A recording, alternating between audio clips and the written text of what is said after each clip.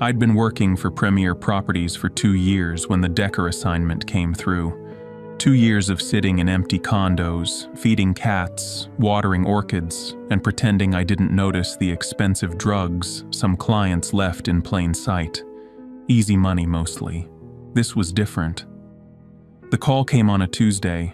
I was in my apartment in Austin eating leftover pad thai at 9 in the morning because I had nowhere to be until Thursday, and I'd stopped keeping regular hours around the time Sarah took the dog. I woke up when I woke up. I ate when I thought about it.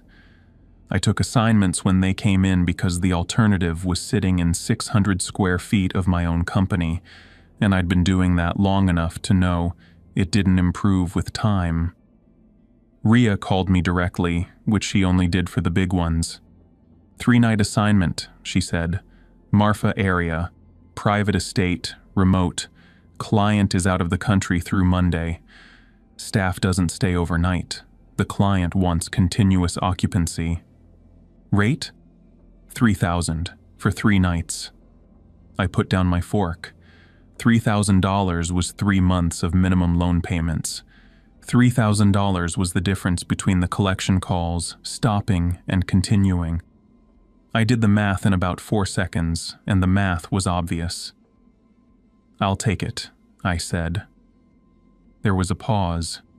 Not long, maybe 2 seconds, but I'd worked with Rhea for 2 years, and she wasn't a pausing kind of person. She ran tight sentences, efficient calls, no wasted breath. The pause was new. "There's an orientation packet," she said. "You'll receive it sealed. The client requires you read it before you arrive. It covers specific rules for the assignment. I'd ask that you take them seriously." "Is that unusual?" Another pause. Shorter. "The client has specific preferences." Then, before I could follow up, "Just follow them exactly. The client insists." A beat. "And Caleb, don't go into the gallery at night." She hung up before I could ask what gallery. I left Austin on Friday morning. The drive to Marfa takes you through a particular kind of Texas. Not dramatic, not green, just the long, flat middle kind where the highway goes so straight for so long that the horizon starts to look fabricated. Brown scrub, pale sky. I'd driven the stretch before. I'd made peace with its indifference. The sealed envelope from Rhea had been couriered to my apartment the night before. It sat on my passenger seat for 3 hours before I opened it. Heavy cream envelope, no return address, and in bold on the front. Read before arrival. Do not share with anyone. I opened it at a gas station outside Junction, engine running, coffee going cold. The packet was printed on heavy cardstock, the kind with a slight texture under your fingers, the kind that costs money to source. 6 rules. I read them once through quickly, the way you skim something you expect to be boring. I wasn't bored. The portrait gallery is off limits between sunset and sunrise. If you must walk past the gallery door at night, do not stop. All mirrors must be covered before you go to sleep. Never look at any single painting for more than 3 seconds. If you see the woman in blue anywhere other than her painting, do not acknowledge her. If you dream of a woman in blue, do not fall back asleep. I read them a second time. Slower. My first instinct was to laugh, and I did. Short and dry, bouncing off the windshield. Rich people paranoia. I'd seen it before. I'd kept a house for a tech executive who had a 2-page protocol about his houseplants, including a specific instruction never to speak to the fiddle leaf fig because he believed it had stress responses to unfamiliar voices. Eccentric clients were the premium clients. That was the business. But I sat with the card in my hand and the laugh faded. Never look at any single painting for more than 3 seconds. That wasn't home maintenance. That was behavioral instruction, specific, numbered. The kind of rule you write because you know what happens when it's broken. If you see the woman in blue anywhere other than her painting, who writes that? What kind of person writes that into an orientation packet, has it printed on cardstock, seals it in an envelope, and makes sure the sitter reads it before arrival? I started to text a photo of the rules to my friend Dev, with the caption being paid to babysit a haunted house, apparently, got as far as attaching the image, and stopped. I can't explain what stopped me. Not fear, not yet. Just the sense that the rules deserved to be taken at face value until I understood why they'd been written. You don't dismiss a fire exit map just because you don't expect a fire. I put my phone away, kept driving. The property gate was exactly where the file said it would be. Iron and stone, a keypad on a steel post. I punched the code and the gate opened with the slow, hydraulic confidence of serious money. The drive-in was a quarter-mile of packed gravel. Then the house appeared. I've been inside expensive houses. That comes with the job. But the Decker house was different in a way I had to sit with before I could name it. It was beautiful. 3 stories, poured concrete and imported stone, floor-to-ceiling glass on the south face, a roofline that managed to look both modern and ancient at once.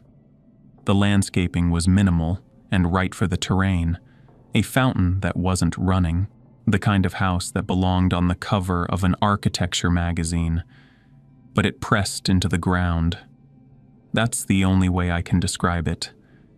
Heavy in a way that had nothing to do with the stone, like the building was holding something down, and whatever it was holding had been there longer than the building. I told myself it was the light. The afternoon was throwing long shadows off the west face, and I knew better than to have feelings about architecture. I was here to spend 3 nights, not throw parties, follow the rules, and go home with $3,000. A man was waiting on the front steps, late 40s, plain clothes, the watchful stillness of someone who'd worked for very rich people long enough to become invisible on purpose. He held a single key. Mr. Vance. Not a question. That's me. He handed me the key without preamble. Front door and all interior doors. The gallery lock is automatic, operates on its own timer. It'll lock at dusk and unlock at dawn. Don't tamper with it. Said with the flatness of instruction repeated. Staff will be here at 7 a.m. Monday. Maintenance number is in the file, but they don't do nights. You're expected to be self-sufficient. Is there anything I should know about? Have a good weekend, Mr. Vance. He was already walking to his truck. He didn't shake hands. He was gone through the gate before I'd made it to the front door. I stood with the key in my hand. Okay, I thought. Okay. Inside, the house was the architecture made livable, stone and glass softened by the right furniture, the right light. The kitchen was commercial grade. 6 burners, 2 ovens, a refrigerator stocked with things arranged too carefully. A reading room with shelves to the ceiling and books organized by color, which told me everything I needed to know about how the client related to ideas. A media room, a home gym I wouldn't touch. 2 guest bedrooms with the impersonal comfort of expensive hotels. And at the end of the north wing, a door, wider than the others. Taller. The gap at the bottom sealed against drafts. The handle iron, not the polished nickel of the rest of the house, old-looking, like it had been installed first and the house built around it. The gallery. It was still afternoon, still well before sunset. Rule 1 only applied between dusk and dawn, which meant right now the gallery was accessible, and there was nothing stopping me from going in and seeing what I was being paid to leave alone at night. I pushed the door open. The gallery was longer than the house's exterior suggested, a full wing, north-facing skylights running the length of the ceiling, diffuse natural light. The room smelled of old oil paint, dust, and something faintly floral underneath, like pressed flowers. It was the smell of age, of preservation. The walls were covered in portraits, not scattered, covered. Floor to near ceiling on 3 sides, hung with the density of a museum that had run out of storage. Every era, every style, men and women in frames of gilt, dark wood, carved stone, simple oak, Regency, Victorian, early modern, hundreds of years of human faces looking out of paint and pigment at whoever stood in front of them. I started walking the room slowly, left to right. And I noticed something happen before I decided to do it. I started counting. Not deliberately. It came from the rules living in the back of my head, the way a song stays in your ear. 3 seconds per painting. 1, 2, 3. Move on. A man in Regency clothing with a hunting dog. A woman in red pearls tolerating her own portrait. A child with dark curls holding a wooden toy. Blankness in the face that read as either innocence or something else. 3 seconds. 3 seconds. Move on.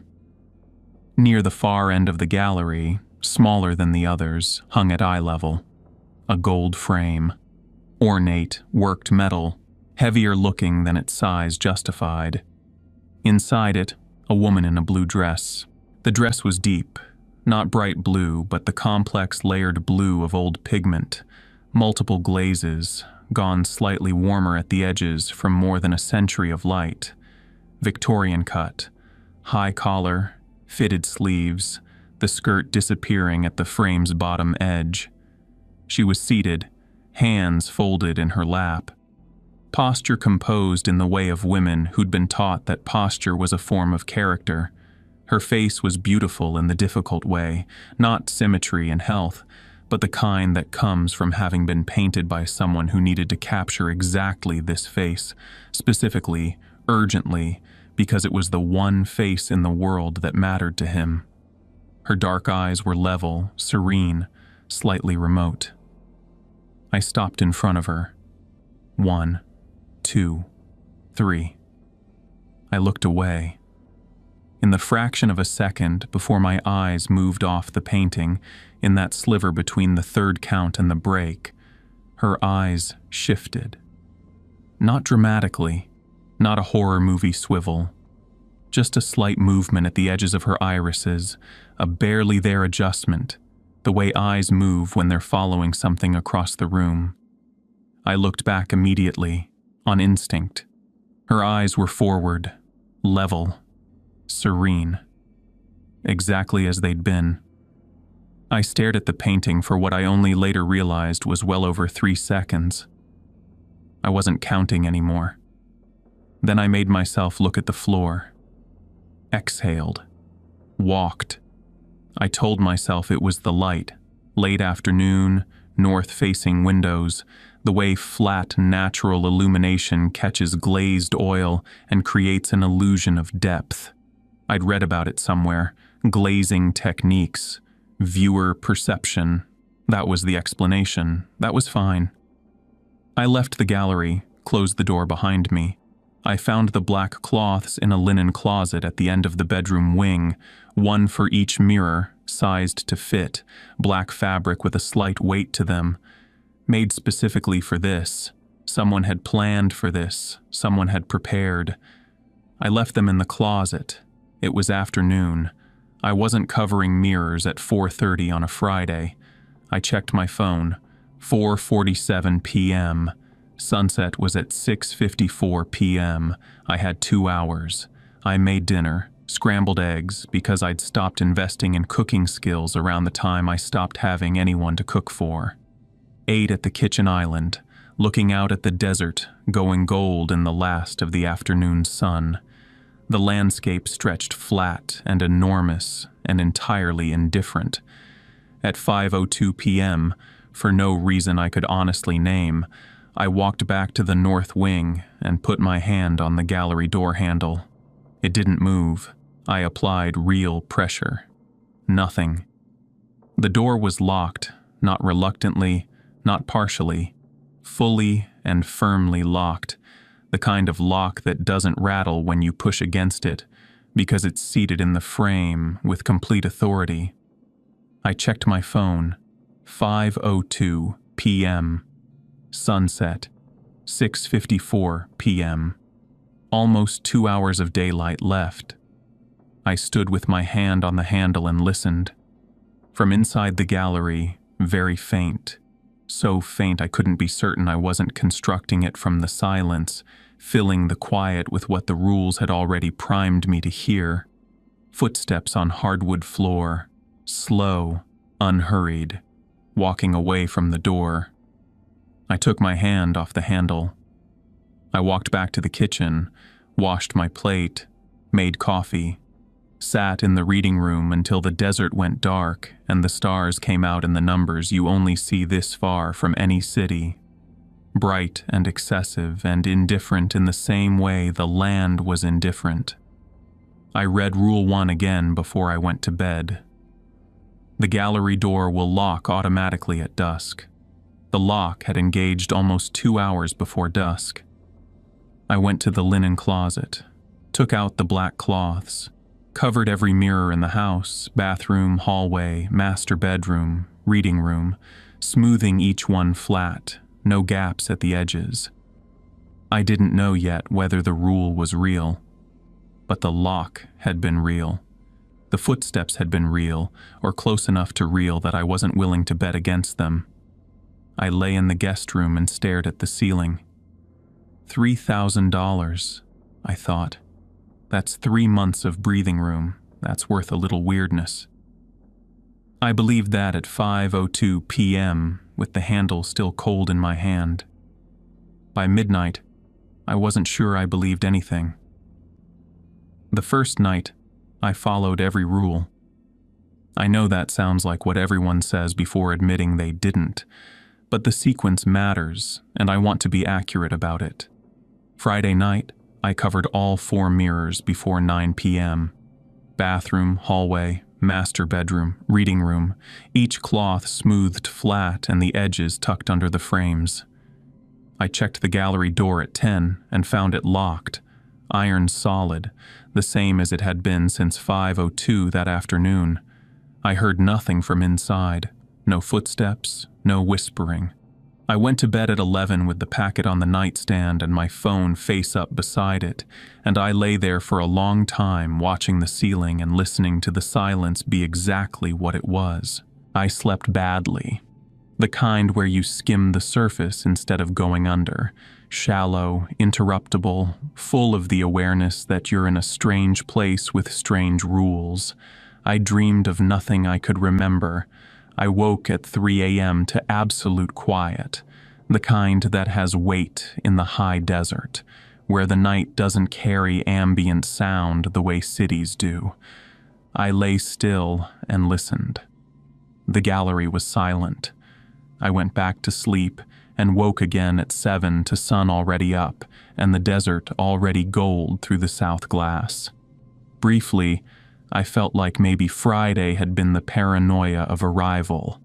A lock that engaged early probably had a mechanical explanation. The footsteps I'd heard in the afternoon were probably the house contracting in the cold. I'd spooked myself in an unfamiliar building with a strange briefing, and in the morning the previous night seemed survivable. I kept that word deliberately. Not fine. Not resolved. Survivable. I went to the bathroom, pulled the black cloth off the mirror. My reflection looked back at me, tired, 2 days of stubble, and that was all it was. Normal. I exhaled, went to make coffee. The hallway mirror was the round antique one on the east wall, across from the reading room. I'd covered it the night before, cloth smoothed flat, corners tucked. I didn't uncover it Saturday morning because the rules said nighttime specifically, and at this point I was treating every word in the packet as load-bearing. But when I walked past it on the way to the kitchen, the cloth had slipped, not fallen, just shifted, one corner drooping to expose 5 or 6 inches of glass in the lower half. I glanced at it, reflexively, my own legs in the reflection, kept walking. Then I stopped, turned back, looked at the mirror properly, my full reflection, cloth draped unevenly across the top half, the hallway stretching behind me, the kitchen doorway at the far end, the pale wall catching morning light. I took it in like a sentence, left to right. Behind me, for a fraction of a second, a flash of blue. I spun around. The hallway was empty. The kitchen doorway was empty. Morning light came through the south windows and landed on a pale wall with nothing in front of it. I turned back to the mirror. My reflection, normal. I stood there running the inventory. The cloth had slipped, but the mirror had been covered all night. I'd checked each one before sleep. Rule 3 said if you wake up and find a mirror uncovered, do not look into it. But it wasn't fully uncovered, just shifted, and I'd only glanced at a partial strip of glass, and whatever I'd seen was peripheral noise, tired brain, morning light creating apparent depth in old glass. I straightened the cloth, tucked all 4 corners under the frame this time, pressed the folds with my thumb, made sure. My hands were shaking slightly while I made the coffee. I noticed and decided not to think about it. I called Ria at 8:15, 4 rings, voicemail. I didn't leave a message, sent a text instead.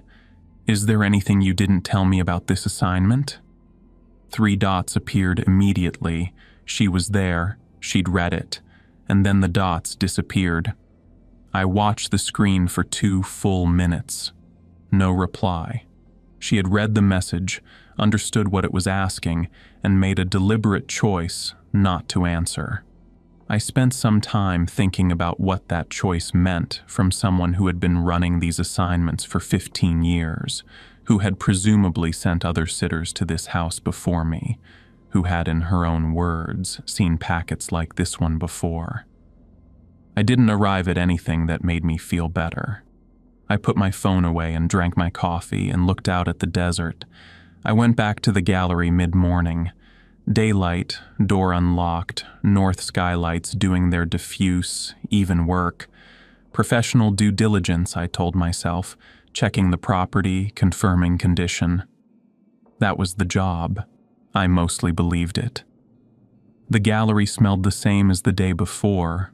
Old paint, dust, the faint floral note underneath like something dried and pressed a long time ago. I stood in the doorway a moment before going in. Left to right, same as Friday, 3 seconds per painting. The rhythm was already automatic, the rule living in the back of my head the way a melody does after you've heard it enough times, and I walked the room holding Friday's memory up against what I was actually seeing. A third of the way down the left wall, I stopped comparing and started being certain. The man in the Regency suit, the one with the hunting dog at his feet, the self-contained smile of a man pleased with his own portrait, wasn't smiling. He looked concerned. The particular expression of someone who has seen something unexpected and is revising his assumptions quietly without wanting to seem alarmed. His eyes, which yesterday had settled comfortably in the middle distance the way painted eyes do, were focused now, alert, tracking toward something I couldn't identify at the left edge of his frame. 3 seconds. Move on. The woman with the fan, white dress, early Victorian, the easy posture of someone accustomed to being looked at, facing the viewer directly as she had been, had rotated. Maybe 15 degrees to the left, just enough that her profile was now 3/4 rather than full face, and her eyes, instead of meeting the viewer, were angled toward the far end of the room, toward where the gold frame hung at eye level. I kept walking, 3 seconds per painting. Every portrait I passed had shifted in some way, a tilt of the head, a change of posture, an expression that had moved from neutral to watchful, small enough individually to argue with. Together they formed a pattern with a direction, every face in the room oriented toward the same wall. I reached the gold frame. She looked the same at first. Same dress, same composition, same light. Then I saw her hands. Yesterday they'd been folded in her lap, right over left, the composed and patient arrangement of the original portrait, the pose a woman holds for a sitting, formal and correct. Today her right hand was open, palm up, lying flat against her skirt, not extended, not reaching, just open, like she'd grown tired of keeping the position while nothing happened, and let her fingers fall apart without deciding to. 1, 2, 3. I looked away, stared at the grain of the hardwood floor, counted to 10, looked back. Her hands were folded, right over left, the original arrangement, as though the open palm were something I'd imagined and the painting had quietly corrected itself in the seconds I wasn't watching. Her face was serene. Her dark eyes were level and remote. Nothing in her expression acknowledged that anything had been different. I left the gallery, walked, very deliberate about not running, and pulled the door shut behind me. The latch clicked into the frame with a finality that felt like punctuation. The voice came at 12:43. I know the exact time because I checked my phone 30 seconds later, the only response I could think of that didn't violate Rule 5. I was at the kitchen island making a sandwich, focused hard on it, bread, knife, the diagonal cut I always make, because thinking about the sandwich meant not thinking about other things. The house was silent. The desert outside was silent. Caleb, faint. Directional but not locatable, somewhere in the house, past the kitchen, but not a room I could have pointed to. My name, said correctly. The weight on the first syllable. The way people who actually know your name say it instead of reading it off a page. I went still. Rule 5. If she whispers your name, do not respond. Pretend you didn't hear. Pretend she isn't there. I kept my hands on the bread, kept my eyes on the sandwich, breathed through my nose, slowly. She knew my name. I had never spoken in the gallery. I'd never said my name aloud in this house except to the house manager who'd been gone 18 hours. She had my name and she was using it from somewhere that wasn't the locked north wing, somewhere nearer than that. The second time it came closer or lower or both. I've been alone so long. Not a demand, not a threat. The quiet register of something that is given up expecting to be heard and speaks anyway, a fact stated into an empty room because silence is worse. Over a century of the same fact, accumulating. The resignation of something that has stopped asking and started simply saying. I turned on the tap. Water, hard and loud, filling the sink and the kitchen with sound. I stood with both hands braced on the counter and let it run. After a minute, I realized I was leaning forward, head down, shoulders raised, like someone bracing against weather that wasn't going anywhere. The voice didn't come again. I stood there until the silence that came back was clean and without anything in it. Then I turned off the tap, finished the sandwich, and ate it, looking out at the desert. The kitchen was warm in a way that had nothing to do with the afternoon sun. I noted this and decided not to pursue it. Saturday night, I covered all 4 mirrors before sunset. Not at 9, at 6, with the sun still above the horizon, because I was no longer interested in how much margin I could allow. I smoothed each cloth flat, checked the edges, checked them again. The hallway mirror I double-folded before hanging, the corner tucked physically under the frame so it couldn't shift. I tested each one by pulling gently at the edge. Gallery door, locked. I confirmed it with 2 fingers on the handle, took my hand away the moment I felt no give. I didn't listen at the gap. Rule 2 said, "Don't listen," and Rule 2 had been written by someone who understood exactly what I'd be tempted to do, standing alone in that hallway after dark. I walked away without stopping. I went to bed at 11, ran the arithmetic one last time. One more night after this. 38 hours to the car, the highway, Austin, the ordinary disaster of my life, which I was now regarding with an intensity of longing I hadn't felt for it in years. I fell asleep sometime after midnight, exhaustion finally outrunning vigilance, dropping me under the surface without my deciding to go. At 2:17 a.m., I woke, not to a sound, to the awareness of one having stopped. Footsteps. My sleeping brain delivered this report, flat and certain, like a memo arriving late. In the hallway, moving slowly, with the deliberateness of something that isn't hurrying because patience is something it has had a very long time to develop. They stopped outside my door. I didn't move. Breathed as shallowly as I could manage. The whisper came through the wood as though the door had no more substance than air. "I know you're awake." I pulled the blanket over my head. That is the honest version. Not a tactical decision. I pulled the blanket over my head the way a child does when the dark stops being just dark.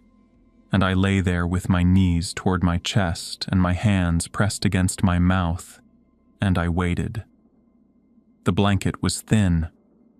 It offered nothing. I kept it there anyway, because it was the only thing between me and the room that felt like any kind of boundary. The footsteps resumed after a moment. Away from my door now, back down the hallway, toward the north wing and the gallery that was supposed to be the limit of where she could go. I listened until they dropped below what I could separate from the ambient sounds of the house, and then I listened to the silence for a long time. I didn't sleep. Not at 3. Not at 4 when the desert outside went from black to the deep cold blue before dawn. Not at 5 when the blue became gray, and the gray started going gold at the edges. I lay with the blanket over my head and worked carefully at not completing the thought I kept almost finishing. She was out of the gallery. I had followed every rule exactly. I had followed every rule exactly. I had been precise, careful, and I had walked away from every invitation, and none of it had kept her from the hallway. The sun came up. The desert light moved in around the curtains in the slow, careful way of mornings that don't rush. The house resolved itself back into a house. 24 hours, I thought. 38 had become 24. I was still counting. Sunday morning came through the curtains in thin gold lines. I lay without moving for a long time after the sun was up, listening to the house do nothing. No footsteps, no whispers, just the ventilation system and the distant sound of desert wind, and the particular quality of silence that follows something you can't name or explain or put back where it belongs. I'd been awake since 2:17 a.m. That was 5 hours. I'd tracked every one of them under the blanket, counting the time the way you count anything when there's nothing else you can do with your brain. The footsteps had gone back toward the north wing somewhere around 3. The whisper hadn't come again. The sky had made its slow change from black to blue to gray to gold, and I was still here, and that passed for a victory. I sat up. The dresser was still against the door, exactly where I'd wedged it. The door was still closed. Everything appeared to be where I'd left it. I checked the mirrors first. Bathroom cloth in place, corners tucked, hallway cloth still double folded under the frame, reading room, master bedroom, all covered, all intact. I exhaled, went to the kitchen. The plate was on the table, not the counter, not the refrigerator. The table, center, set precisely, scrambled eggs, toast, and a cup of coffee with steam still rising in a thin thread. The eggs were faintly warm when I held my hand near them. Someone had made this, plated it carefully, and left it here for me to find. Set for one, I hadn't made it. I'd been in my room since 11 p.m. I hadn't come to the kitchen. The house had been locked from the inside with a dresser against the only door, and none of that had been sufficient. Beside the plate, on the white surface of the table, a folded note. The handwriting was careful and rounded, old-fashioned in a way I couldn't quite name, the loops of the letters, the slight formality of the spacing, the kind of handwriting that looks like it was practiced from memory rather than from habit. You must be hungry. I remember what hungry felt like. I read it twice. Then I picked up the plate, scraped it into the trash, dropped the note in after it, and poured the coffee down the sink. I ran the tap for a long time. I didn't eat. I didn't drink anything that had been in that kitchen while I wasn't watching it. My hands were steadier than they'd been yesterday. The body adjusts. Fear becomes a baseline when you've been operating inside it long enough. I wasn't calm. I was just past the kind of afraid that shakes your hands. I needed to find something. I didn't know what. I started searching. The study was off the reading room, a smaller space, built around a heavy oak desk with shelves lining the walls. I went through it methodically. Desk surface, side drawers, the shallow center drawer with its ordinary debris of pens and paper clips. The bottom left drawer stuck, then came open with the resistance of something that hadn't been pulled in a while. Inside, a phone. Not mine. Older model, the screen cracked diagonally across the upper right corner, the case scuffed and worn. Dead battery. I found a cable in the top drawer that fit, plugged it in on the corner of the desk and waited. The screen lit up after a few minutes. Low battery indicator, then the lock screen. No passcode. I pressed the home button and opened the Messages app. The last text was to a contact labeled Ria. The same name, the same number I had in my own phone, sent 3 weeks ago at 2:47 a.m. The woman in blue keeps moving closer. I think she knows my name. I sat down in the desk chair. The message before that at 1:12 a.m. the same night. I followed the rules. I did everything right.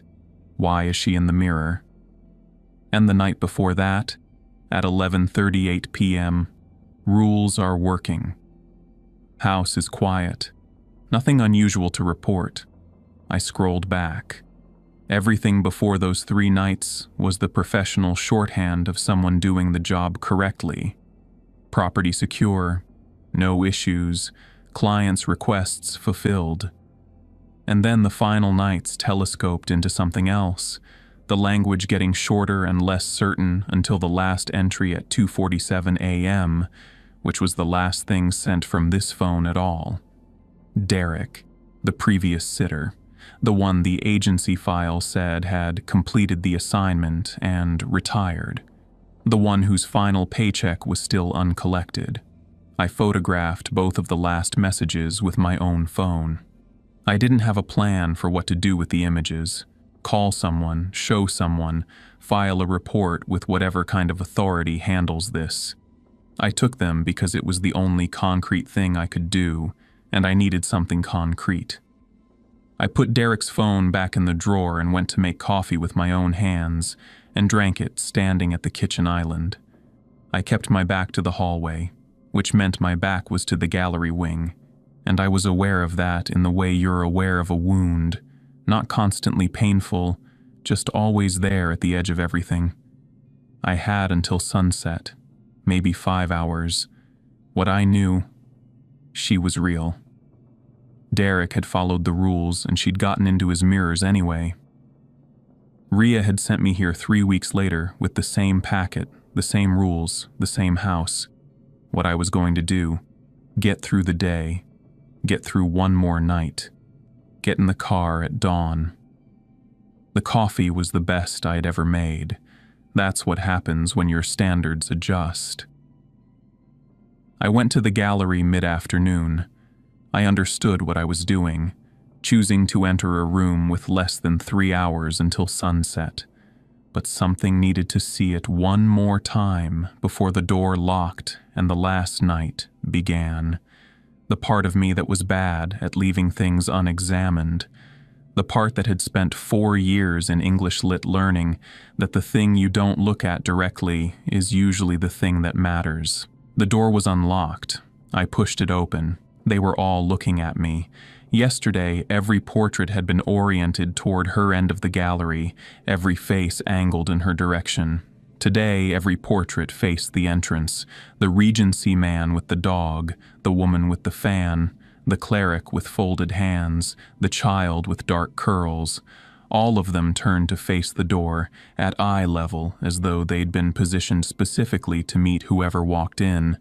Their expressions were terrified. Not the subtle concern I'd catalogued on Saturday.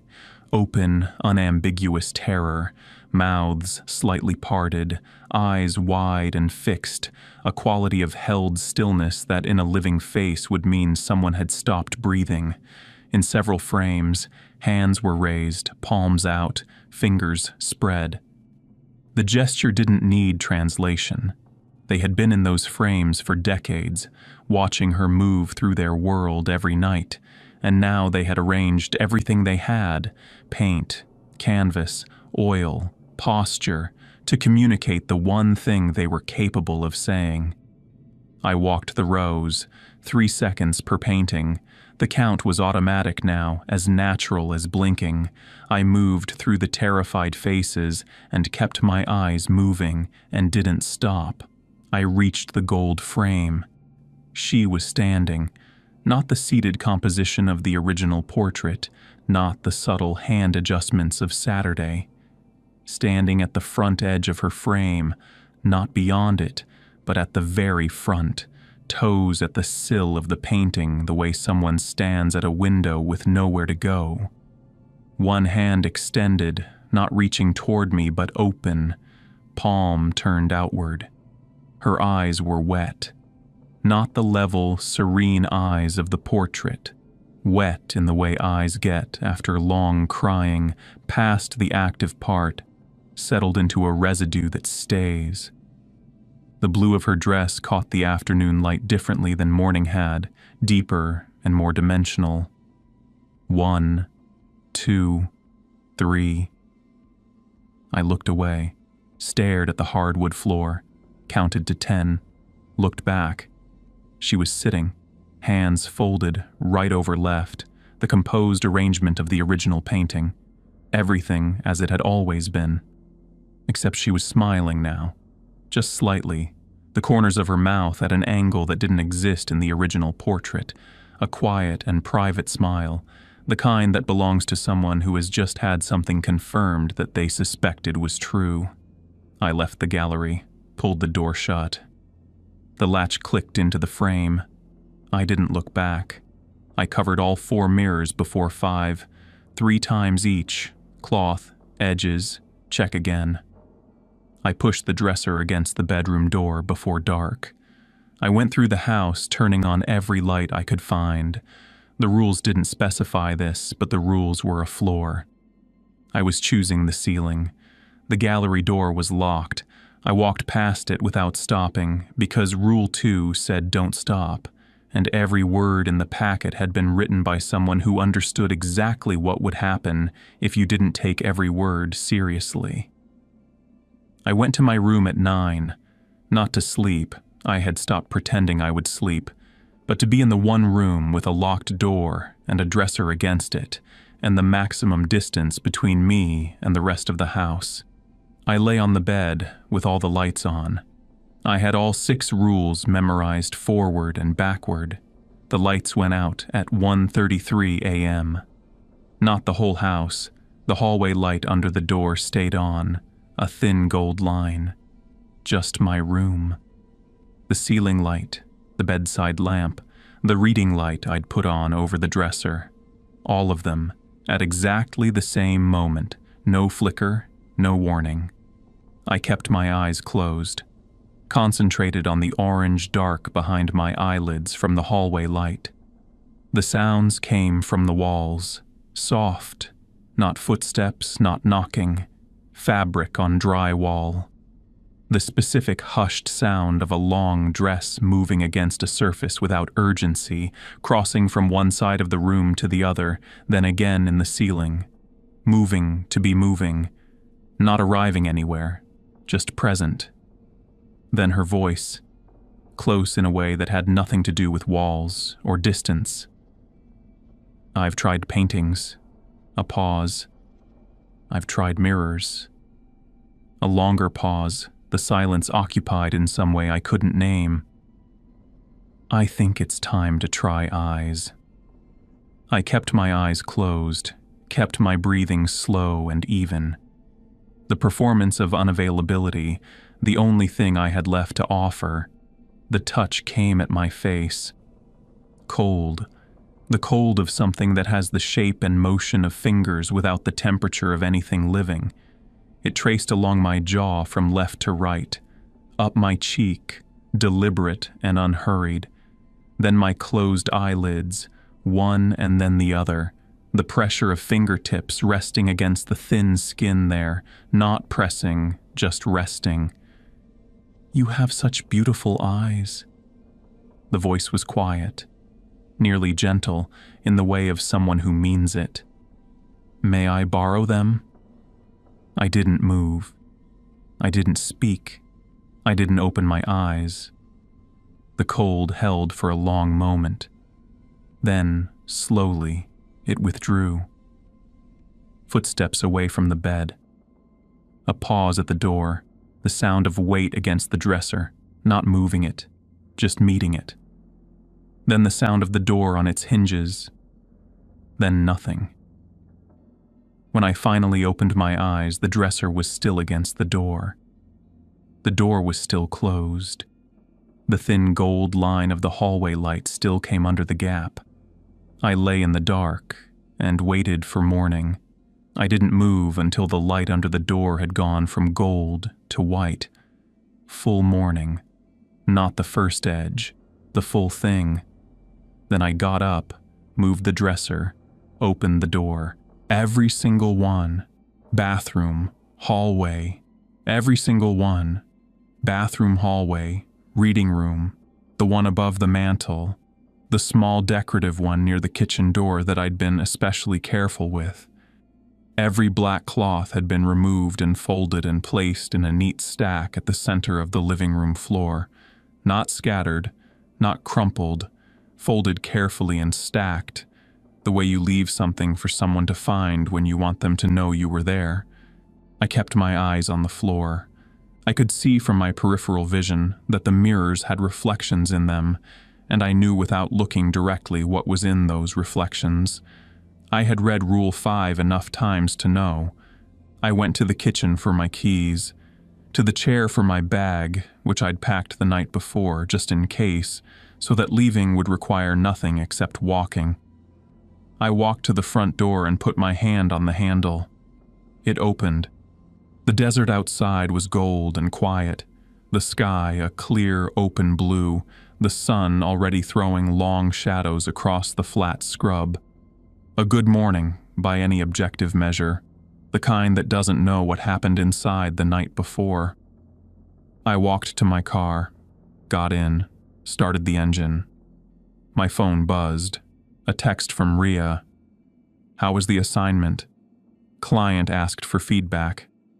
I sat with that for a moment.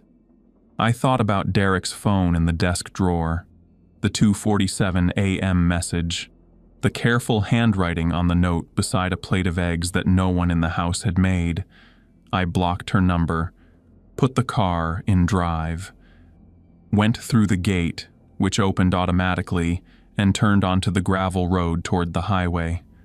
I didn't look in the rearview mirror. The house got smaller behind me, and then it was gone, and there was only the desert and the long straight road and the sun that didn't know and didn't care. I drove with both hands on the wheel and the $3,000 transferred and 6 rules memorized in a part of my brain I understood would not be giving them back. I told myself it was over. I was wrong. But I had about an hour before I knew that. I drove the first hour without the radio. Not because I wanted silence, I wanted noise, wanted anything that wasn't the particular quiet the Decker house had left in my ears, but every time I reached for the dial, I thought about what would be reflected in the dark windshield glass at night, and what might be standing in that glass behind me, and I kept my hands on the wheel. The desert ran past on both sides. Scrub and pale rock and the highway going straight for miles and then curving and then going straight again. I thought about the $3,000 and the student loans and how a week ago I'd been doing the math on whether this assignment was worth 3 days. And I thought about how the math looks different now and what I'd paid that I hadn't known I was paying. The house got smaller in the rearview mirror and then disappeared, and I told myself I wasn't going to look in the rearview mirror, and then I didn't, and that was how the first hour went. About 90 minutes out there's a gas station, the kind that exists because the highway goes through the desert and the desert is long. I pulled in to fill the tank, bought a water and a granola bar, ate it standing in the morning sun, holding on to ordinary details deliberately the way you hold onto a railing when you're not sure of the footing. The smell of asphalt, the hum of the highway in the distance, a couple loading luggage into their car. Normal things. I let myself stand in them for a few minutes before I went inside. Then I went to the bathroom.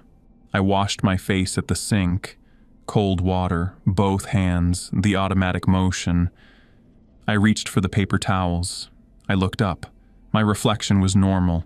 Tired eyes, 3 days of stubble, the general appearance of someone who hadn't slept properly since Thursday. I exhaled. For a moment, the weight of the whole weekend sorted itself into something that might be over.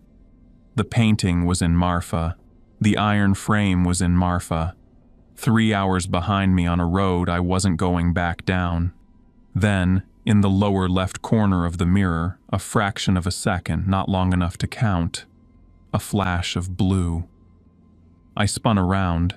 One stall, door open, cinder block walls under fluorescent light. Nothing. I turned back to the mirror. My reflection. Normal. The same explanation from Saturday morning almost worked again.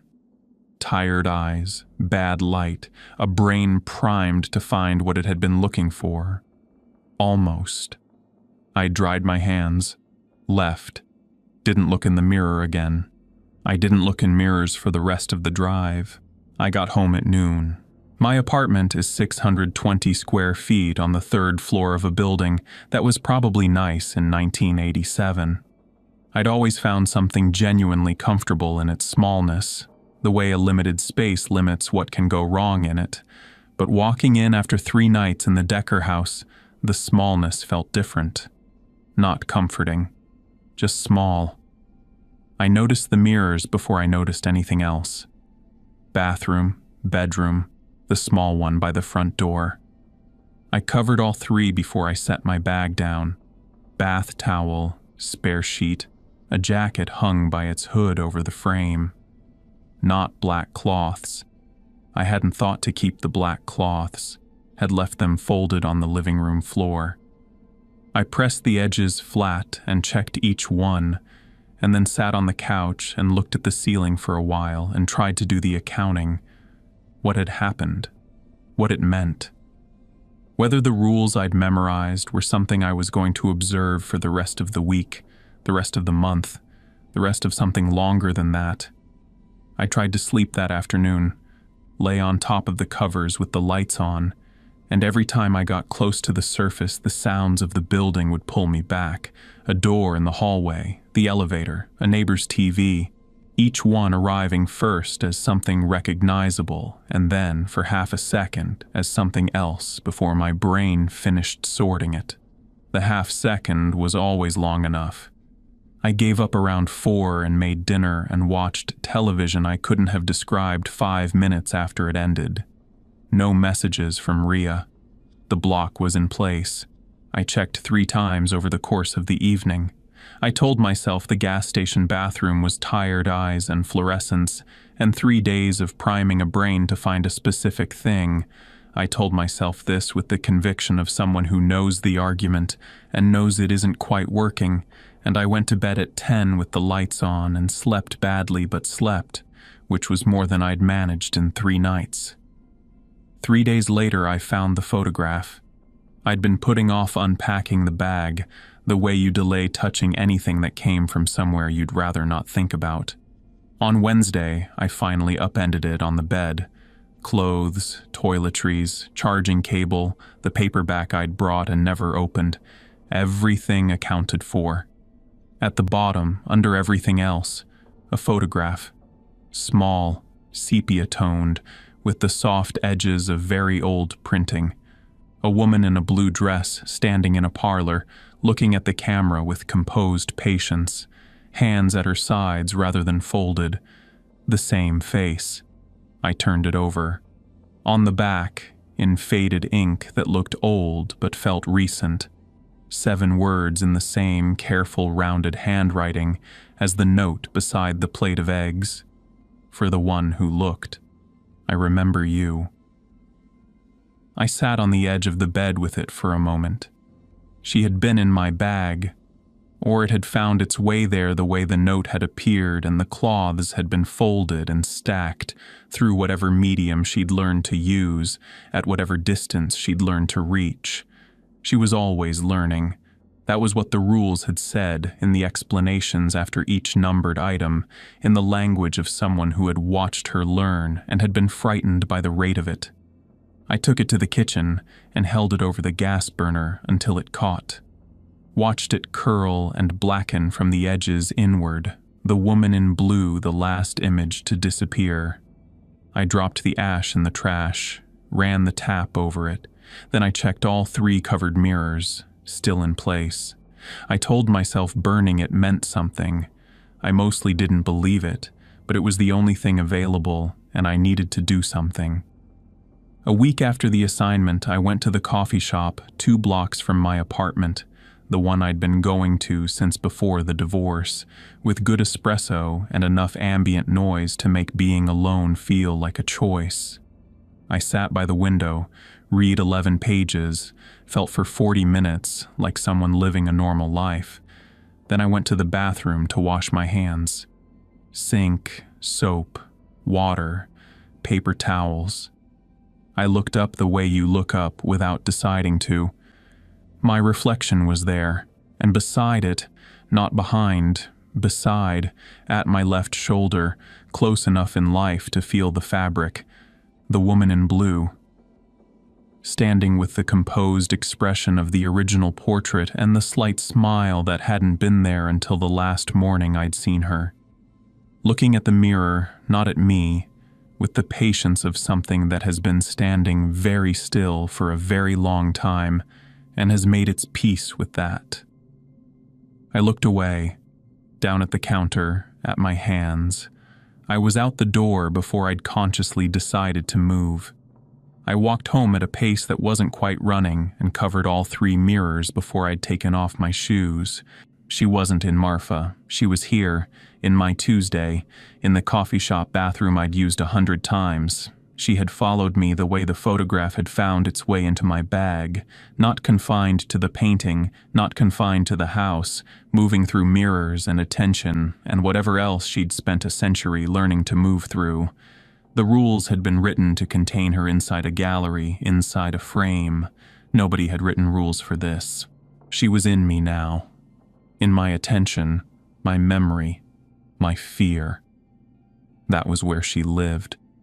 10 days after the assignment, I bought a burner phone at a pharmacy and called Ria's number from memory.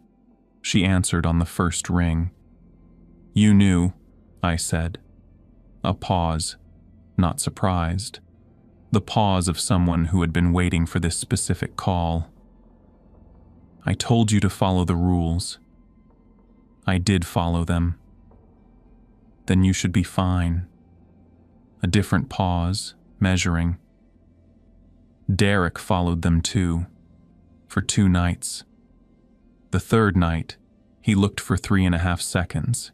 He told me afterward, he thought half a second past the limit wouldn't matter.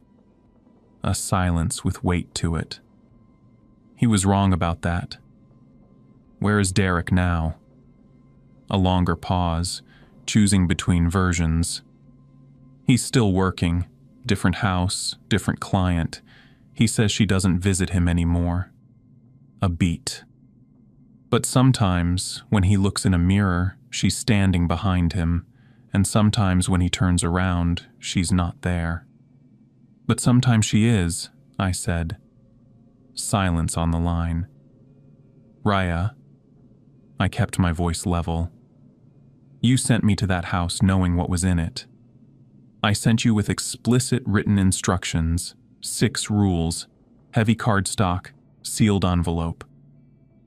The practiced evenness of someone who has determined precisely where the line of responsibility sits and remains behind it. She had been running these assignments for 15 years. She'd had time to work out the exact wording. She didn't say anything else for a moment. Then, quietly, "Take care of yourself, Caleb." And in her voice, not guilt exactly, but the sound of someone who has been doing a wrong thing long enough to have stopped arguing with themselves about it, I recognized something that had been there on the phone before I had driven to Marfa. She'd known then. She'd known when she handed me the sealed envelope. I hung up, took the SIM card out, and dropped both pieces in a trash can. That was months ago. I have a different job now, copy editing for a small publishing house, work that suits a former English major with a detail problem, and no desire to be inside anyone else's house. I moved apartments in November, not because she's tied to an address, but because the geometry of a place where you've been frightened eventually stops feeling like home and starts feeling like a record of the fear. The new apartment has 4 mirrors, all covered in black cloths. I know where each one is, the way you know where the exits are after something has gone wrong in a closed space. I've stopped revisiting the decision. I've learned to live inside what remains. She's in my peripheral vision sometimes, a flash of blue at the edge of a window, a presence in a doorway that resolves into nothing when I turn. My name in empty rooms when the ambient sound drops, quiet and patient, the voice of something that isn't asking anymore. I've stopped spinning around. I wait for the room to settle back into ordinary, which it does most of the time. I count to 3 in mirrors now. 1, 2, 3, look away. Gas stations, office bathrooms, any reflective surface I have to stand in front of. It's reflex, like blinking. The same reflex the gallery built into me in 3 days. The price of moving through a world with glass in it. Some nights I wake up and she's at the foot of the bed, not every night. Just sometimes, on her own schedule, without regard for what I'd find convenient. She stands in the dark in the blue dress with the composed expression and the slight smile, and she never speaks, never reaches. She just watches, with the patience of something that stopped being in a hurry long before I was born. On those nights, I lie still and keep my eyes closed as long as I can after the first involuntary look, and I wait for the specific quality of silence that means she's gone, and in the morning I get up and make coffee and go to work, and the day is a day like any other day, except that I know what's standing at the end of it. I still see her sometimes, in windows at night, in the reflection of my phone screen when the display goes dark, in the particular depth of the dark in my bedroom when I can't sleep and the far corner is never quite empty enough. She never speaks anymore. She just watches. I think she's accepted that I won't look, won't acknowledge, won't give her what she wants, and she has more patience than I have years. But sometimes I wonder how long I can keep this up. The counting, the covered mirrors, the performance of unavailability that has to be maintained across every bathroom and every almost sleeping moment, indefinitely, for the rest of a life that is by any normal measure just beginning. A lifetime is a long time to never look back, and she's been waiting for over a century. She can wait a little longer.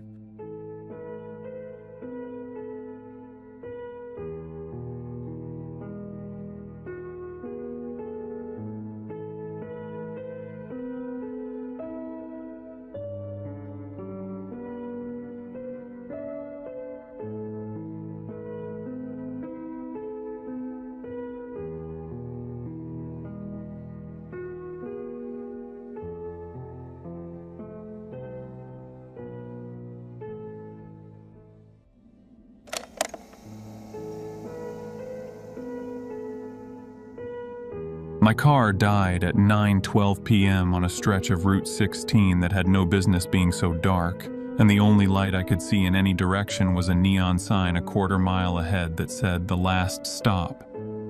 Vacancy. The V going out and coming back like a slow heartbeat. I walked to it because I had no other options. I took the job for the same reason.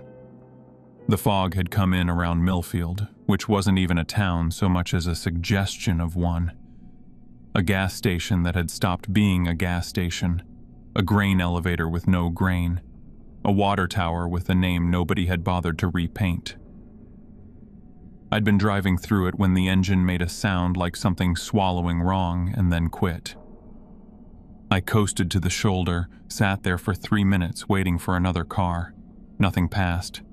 The trees on both sides pressed close, and the fog sat between them like it had always lived there, and I was the one intruding. I had $43 and a dead phone, and a duffel bag with 2 changes of clothes, and a resume that had gotten me nowhere in 4 months. I had been driving nowhere in particular, which had turned out to be somewhere after all. I got out. I started walking. The gravel crunched under my boots and the fog moved around me slowly and indifferently. The sign got bigger as I walked. The Last Stop. Below it, white lettering on a black marquee. Open 24 hours. Home cooking. Good coffee. A chrome and glass door set into a chrome and glass facade, the whole building a relic of a time when diners were supposed to look like the future. Red neon tubing framed the windows.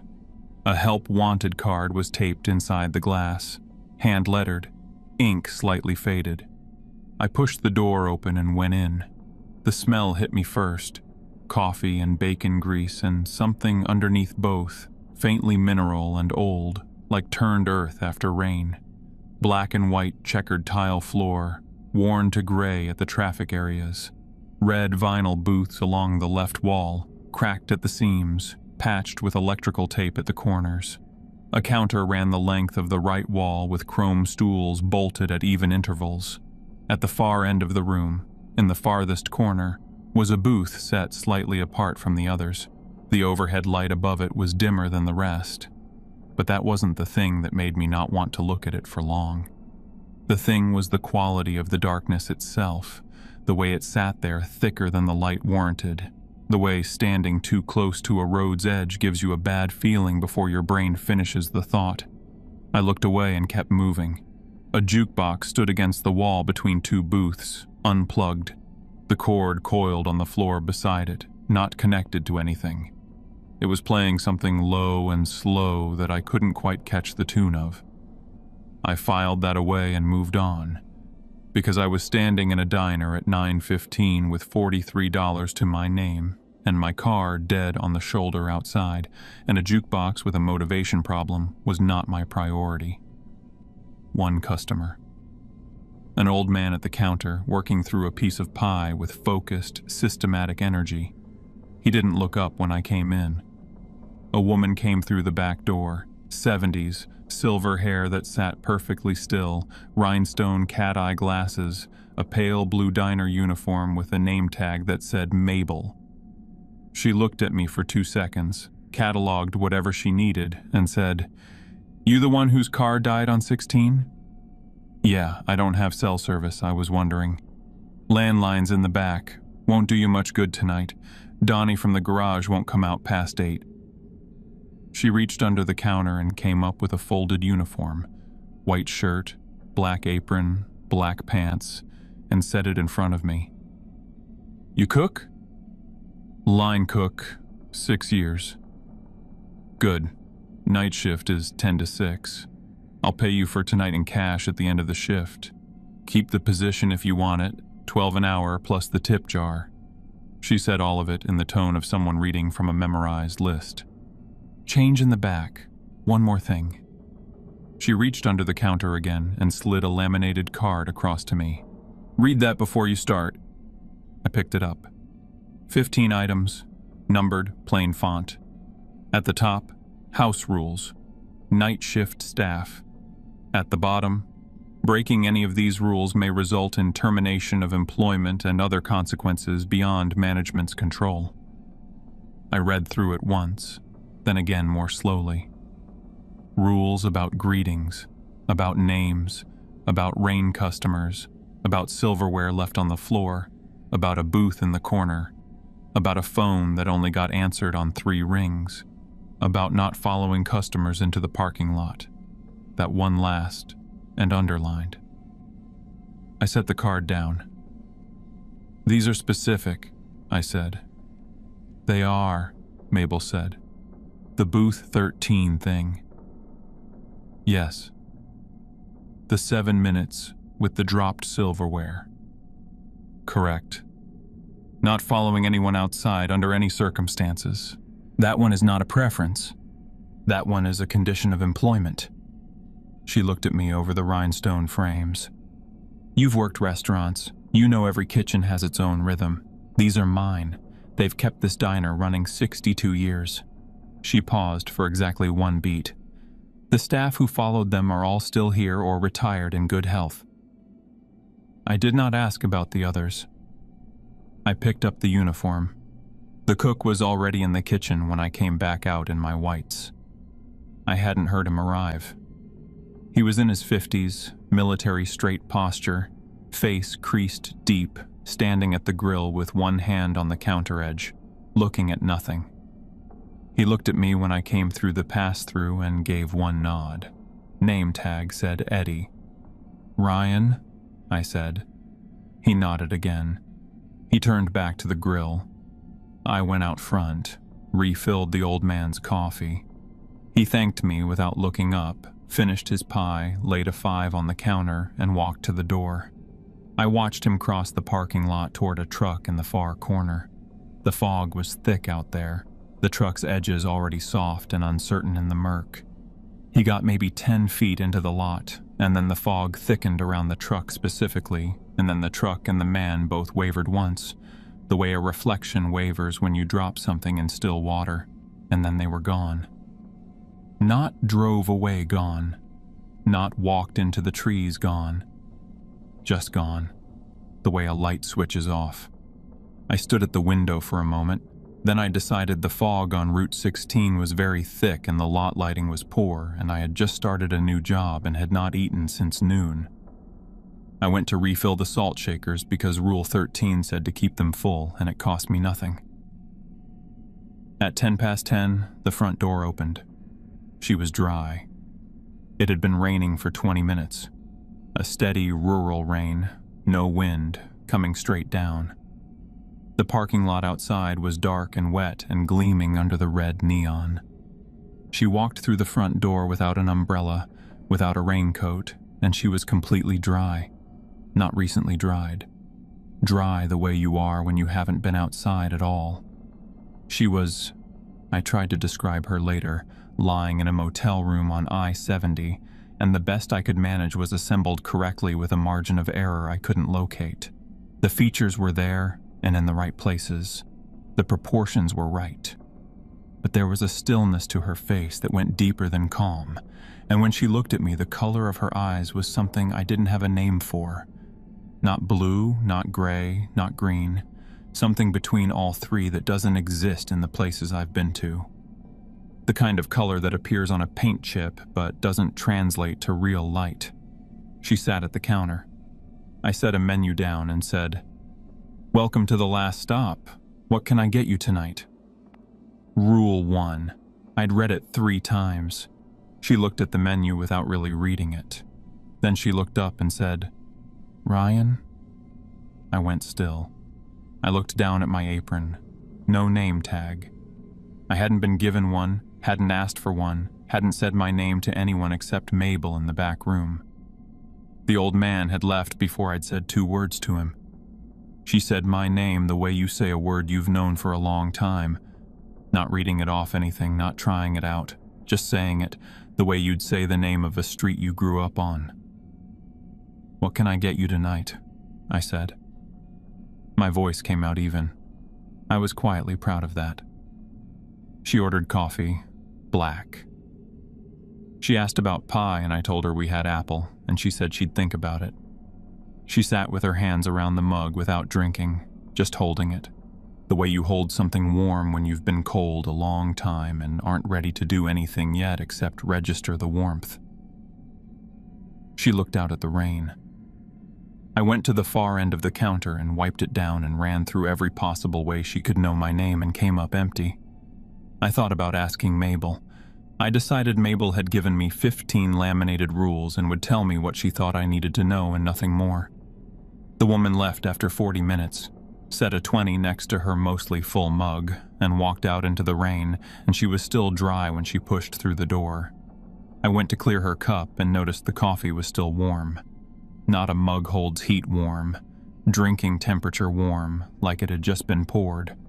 I rinsed it and put it on the drying rack and found something else to focus on.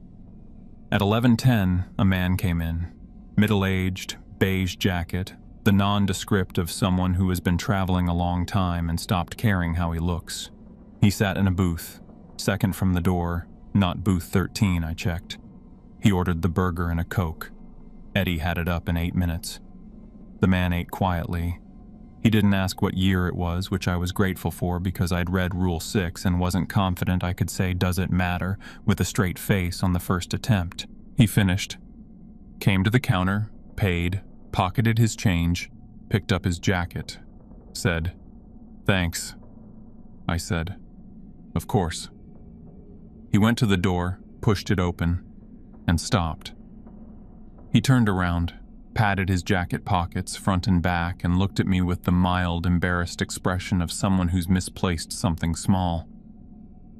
"I think I left my wallet," he said. "In the booth. You mind coming to check?" I was already moving. 6 years of restaurant muscle memory. Customer thinks they left something, you go help them look. I had my hand on the pass-through counter halfway around it, and then a voice came through the kitchen window. Flat, no particular inflection, like a weather reading. "He didn't leave anything." Eddie, not appearing at the window. Just his voice, landing in the room between me and the door. I stopped. I looked at the man. The expression had dropped off his face. Not into something threatening, not into anything I could name, just into neutral, the way a face goes when there's no longer a reason to hold a performance. He looked at me for a long moment from across the diner. Then he nodded once, slowly, and walked out the door. I watched him cross the parking lot. He made it about halfway to where a car would have been, and then the fog took him the same way it had taken the old man. One moment there, the next moment the fog was a solid gray wall, with nothing shaped like a man in it. I stood at the counter, then I took out the laminated card and read Rule 15 again. Never follow a customer outside, not for any reason. The diner's protection ends at the threshold. The last employee who crossed it didn't make it to her car. I read it twice. The last sentence a third time. I put the card back in my apron pocket. I went behind the counter. I checked the salt shakers. I refilled the one at the far end anyway, because it was something to do with my hands, and my hands needed something to do. The jukebox kept playing, still unplugged. I didn't mention it to anyone. I stood behind the counter with the rain hitting the windows and the neon throwing red light across the wet parking lot in long, wavering streaks, and the parking lot empty in all directions. And I thought about the woman who'd known my name, and the man who'd dissolved before he cleared the lot, and Eddie's voice coming through the pass-through at exactly the right second. I was a line cook from Columbus with no current address and $43 and a dead car on the shoulder outside. There was nothing on the other side of the door right now except dark and fog and a long walk to nowhere.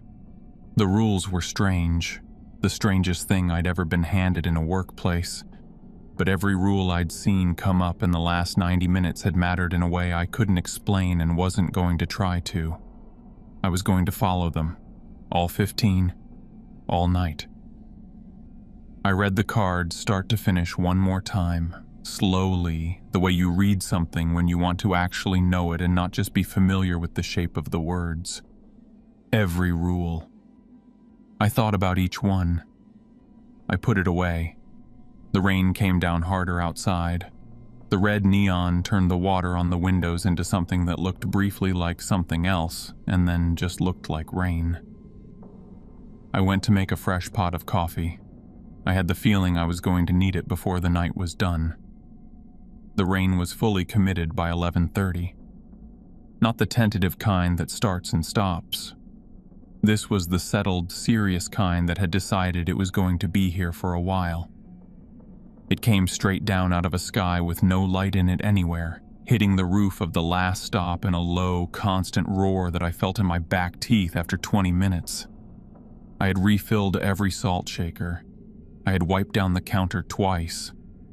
I had made 2 fresh pots of coffee. I had read the laminated card again in the back hallway under the fluorescent light, thumb running down all 15 items.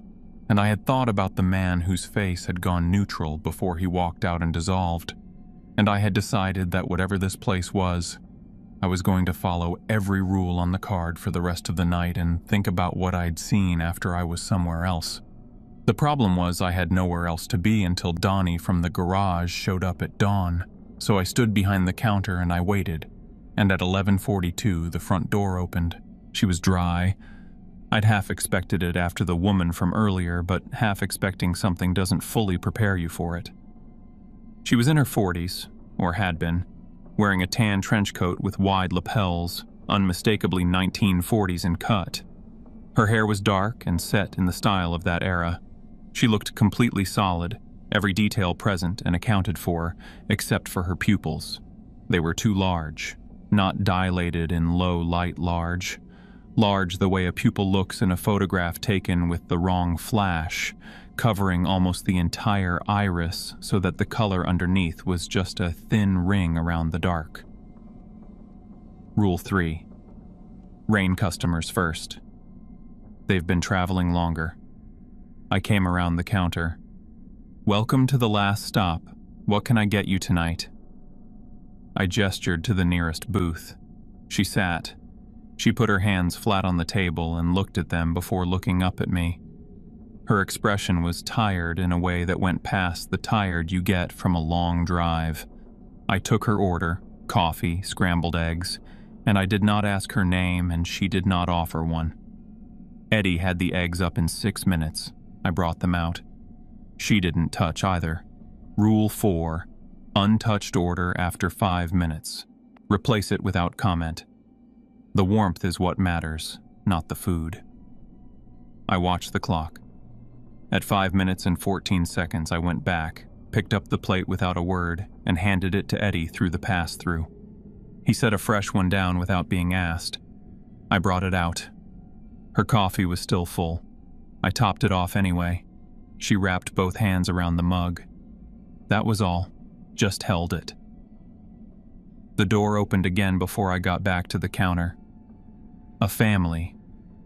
3 of them. The father was in hiking gear, the real kind, good quality. He would have looked solid and capable in a doorway except for the angle of his neck, which was wrong. Not grotesquely wrong. Just a few degrees off from where a neck should sit, the way a picture hangs slightly crooked and you keep noticing it. The mother was behind him, eyes open, fixed on a point well past the wall in front of her. No visible injury on either of them. Their son was between them, 7 or 8 years old, looking completely and straightforwardly normal. Bright eyes, a gap in his front teeth, one sneaker with a Velcro strap that had come undone. He looked around the diner with the open curiosity of a kid who finds everything worth looking at. Rule 3. I came around the counter. I seated the parents in a booth and the boy at the counter on the second stool from the left, because Rule 11 said children alone at the counter, never a booth. He climbed up and studied the menu with great seriousness. "Can I have a cheeseburger?" he said. "Hot chocolate coming right up," I said.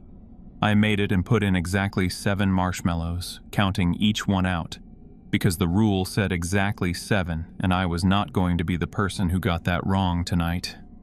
I brought it out. He pointed to each marshmallow in turn, counting under his breath, then looked up and smiled. A completely regular kid's smile. 7, that's my lucky number. "Good," I said. "Enjoy."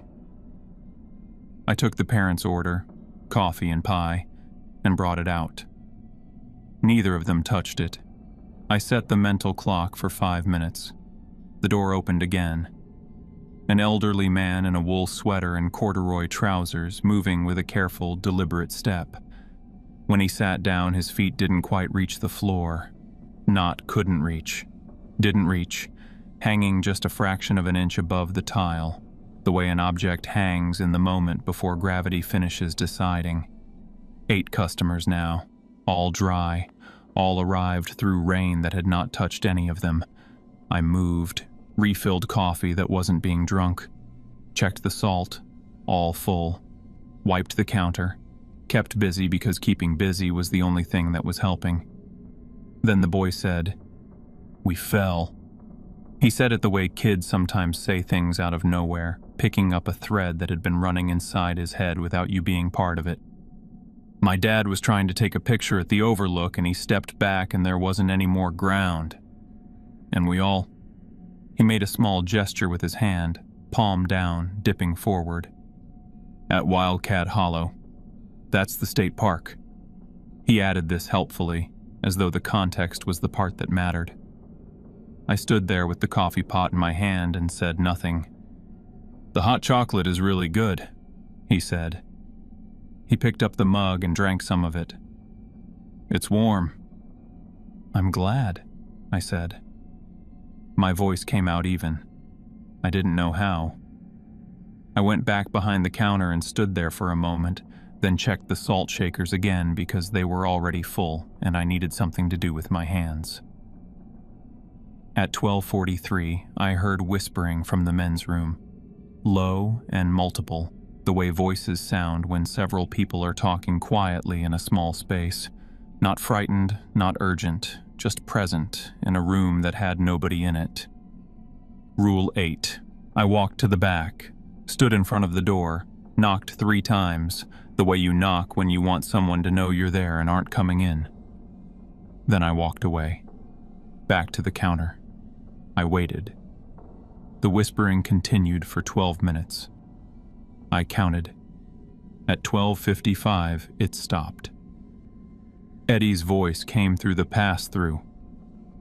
"Good call." I looked at the opening. "What's in there?" A beat of quiet, then, "People who missed the dining room." I thought about that. They're all in transit, I said.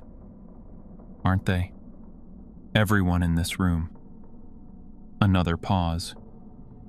This is where they stop, Eddie said. For what? Same reason anyone stops at a diner. He didn't say it like it was comforting. He said it like it was a fact. I stood there for a moment.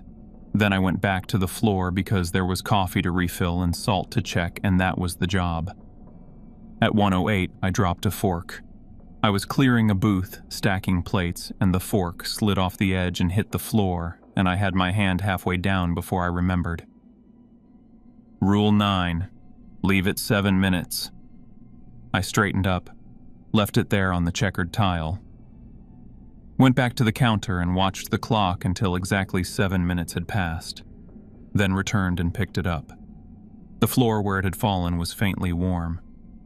Not hot, just warm, the way a surface gets when something has been resting on it.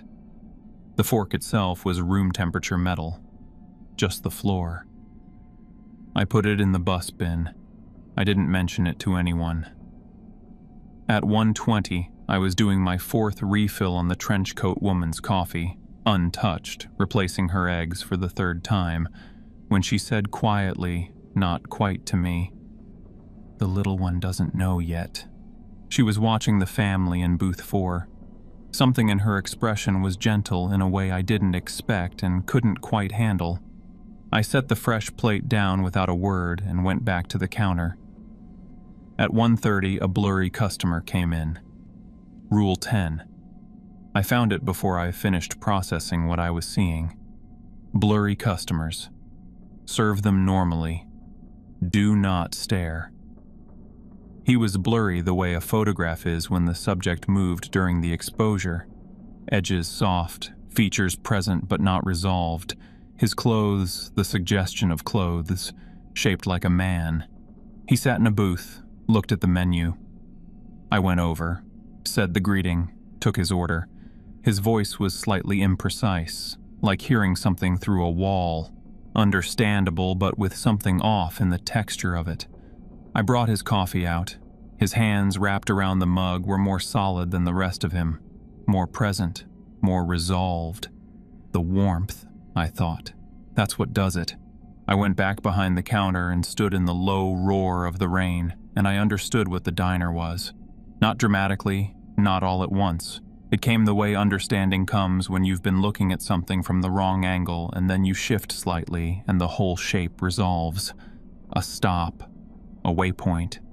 The rule about warmth mattering more than the food, the rule about seating rain customers first because they'd been traveling longer, the rule about not asking names. It all made a different kind of sense now. The rules weren't about running a restaurant. They were about the people who stopped here and what they needed to make the stopping bearable. I stood there with that for a moment. Then I refilled the salt shakers. All of them. At 1:47, the wall phone rang. 1 ring. I watched it.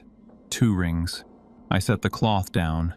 3 rings. I picked up. Last stop. The voice sounded like water moving through old pipes. Present, understandable, but wrong in the texture of it.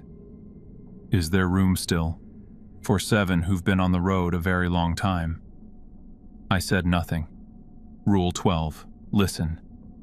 They'll arrive before the rain stops, it said. Then silence. I hung up. I walked to the pass-through. 7 more coming, before the rain stops.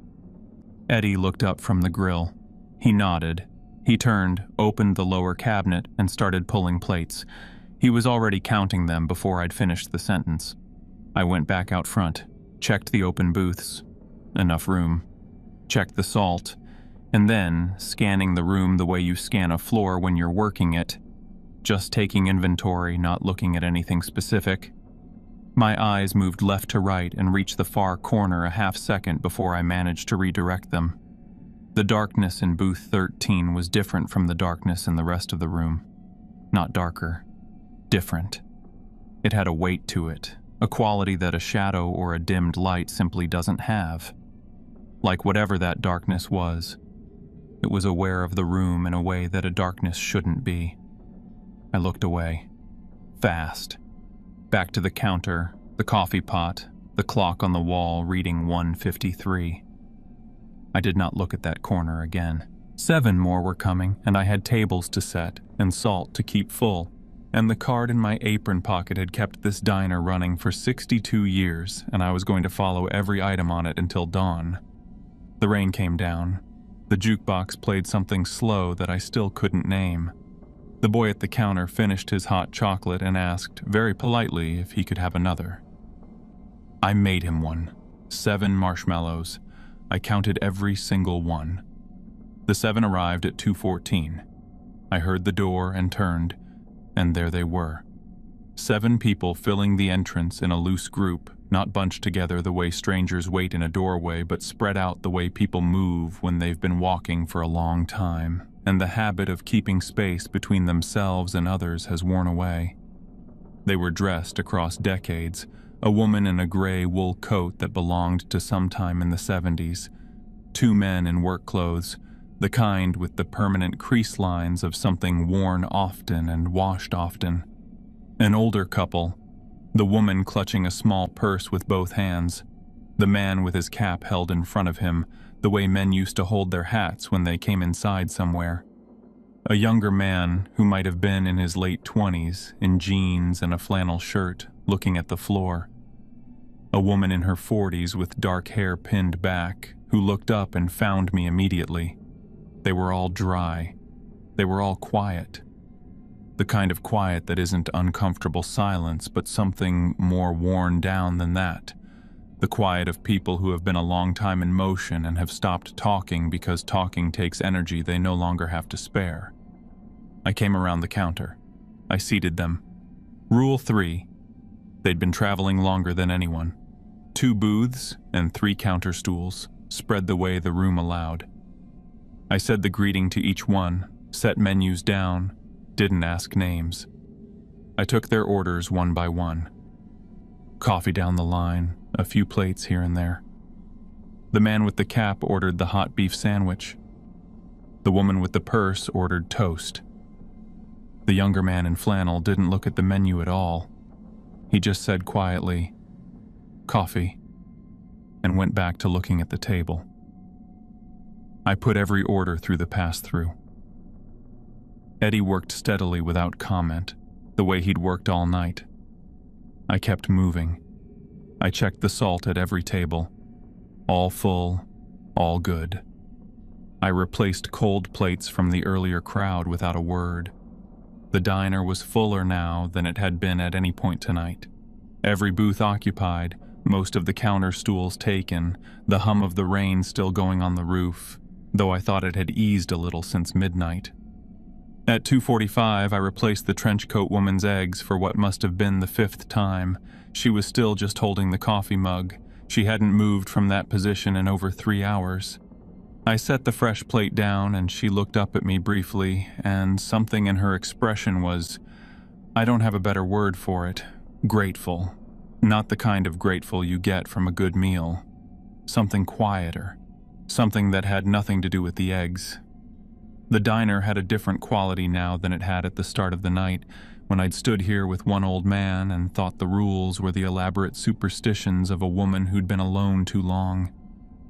That version of things was gone. I knew what was in the room with me. I knew what the warmth was for and why the food didn't matter and why the rules about names existed. I wasn't rattled the way I'd been at midnight. I was past that. I was working. That was all I had left. At 3:29, I went behind the counter for a fresh pot of coffee, and my hand knocked the edge of something that shouldn't have been there. A folded piece of paper, tucked under the register, weighted down by the corner of the base. I picked it up. Mabel's handwriting. The same plain block letters as the house rules card. The note said, Booth 13, 333, black coffee, cherry pie, do not look. I read it again. Then I looked at the clock. 3:29. 4 minutes. I stood there for exactly 1 second. Then I moved. The coffee was already made. I poured a cup, black, nothing added, and set it on a small tray. I went to the pie case at the end of the counter, took out a slice of cherry pie, set it on a plate, set the plate on the tray. I checked the clock. 3:31. 2 minutes.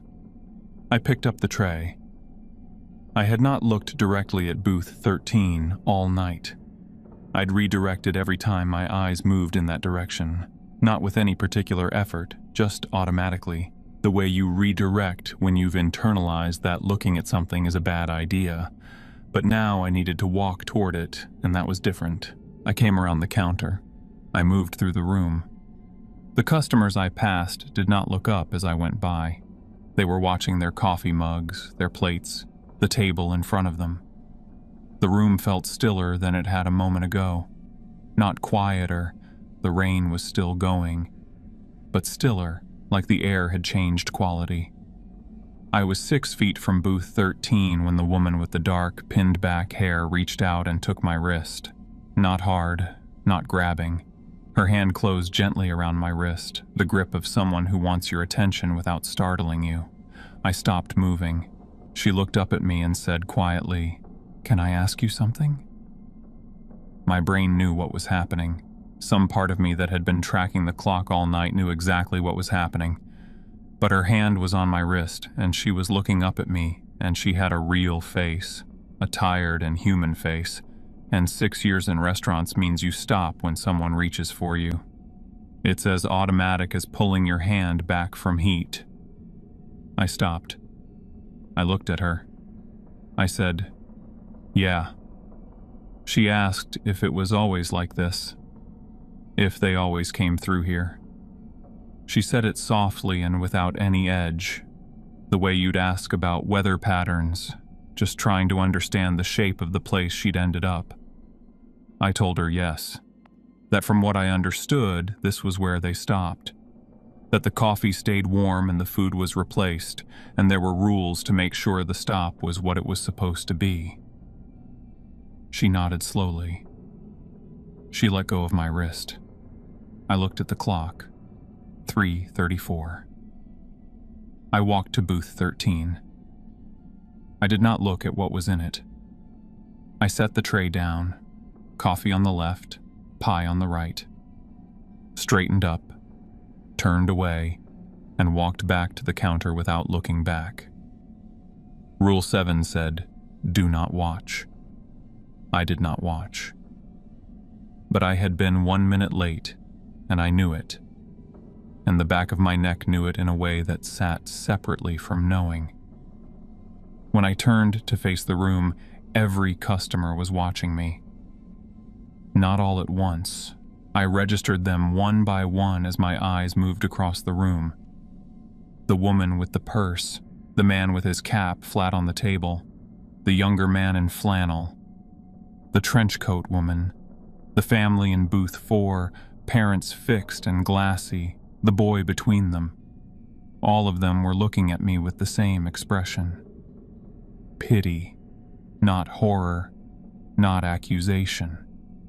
Pity, the way you look at someone who has done something they couldn't help and everyone in the room already understands the consequence, except them.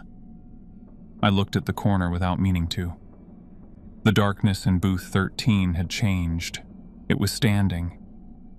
I knew it the way you know something without being able to explain the knowing, not because I could see it clearly or resolve it into details I could describe.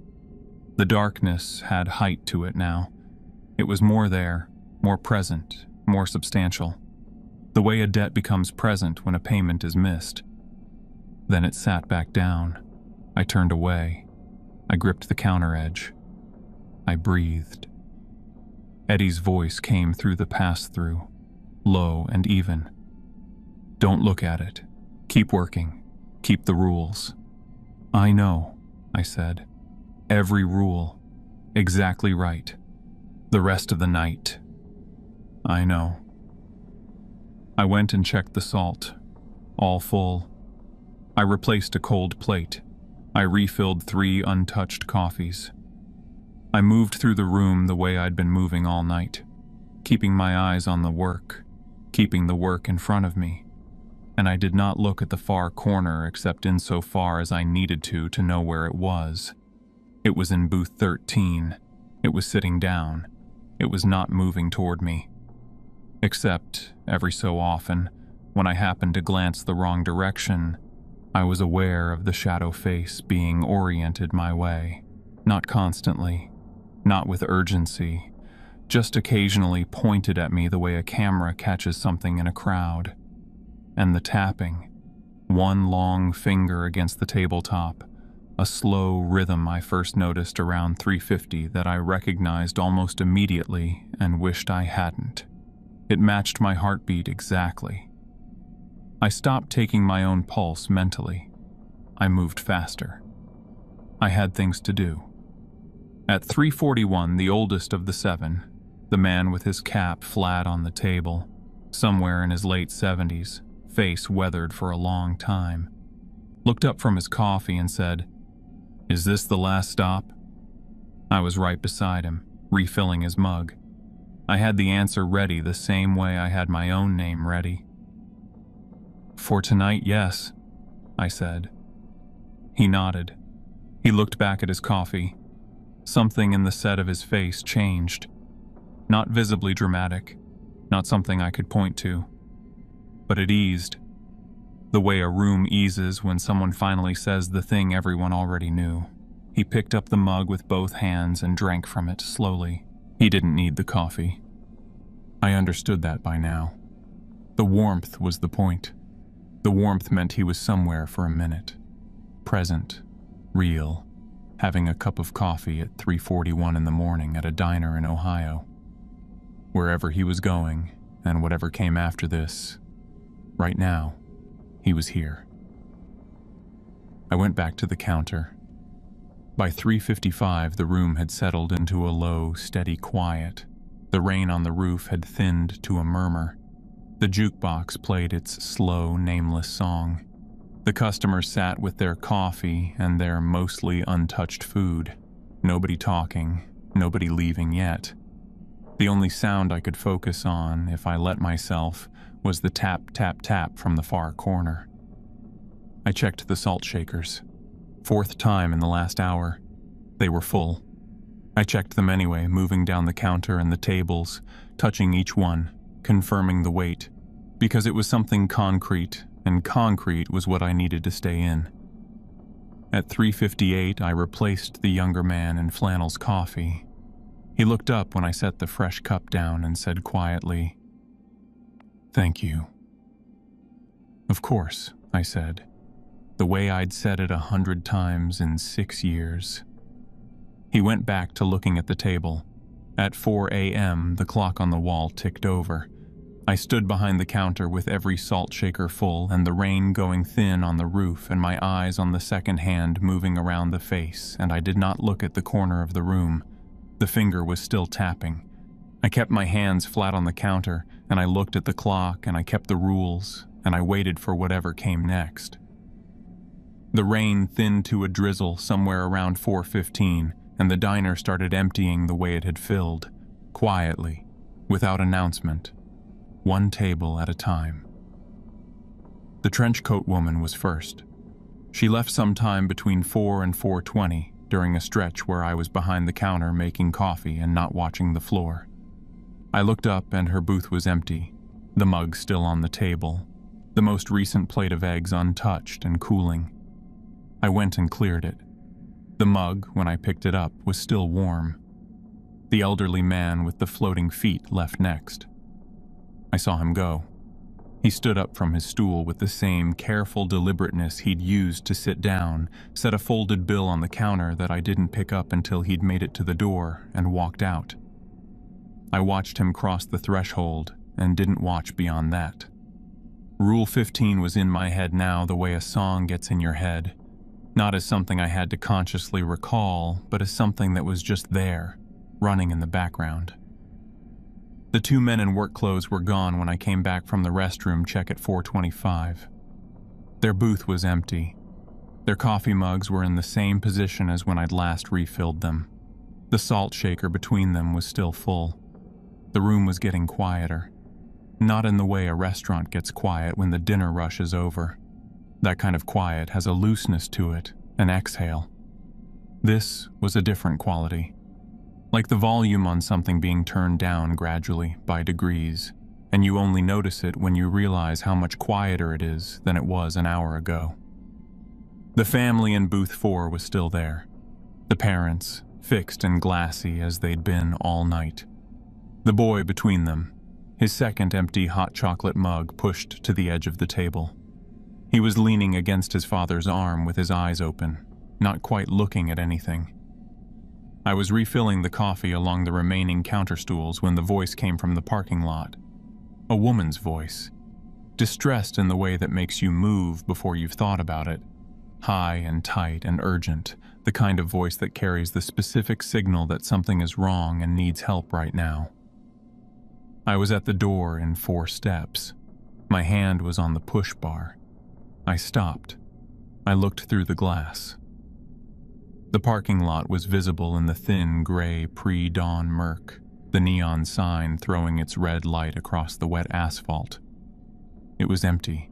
No car, no person, no shape in the fog at the edges of the lot that could have been a woman. The voice came again. "Please," it said. "Please, someone help. I'm hurt. I can't." I stood at the door with my hand on the push bar, and I recited Rule 15 in my head from start to finish. I had it memorized by this point. Every word, especially the last line, especially that. I took my hand off the push bar and stepped back. The voice didn't stop. It shifted, still a woman, still distressed, but the quality of the distress changed.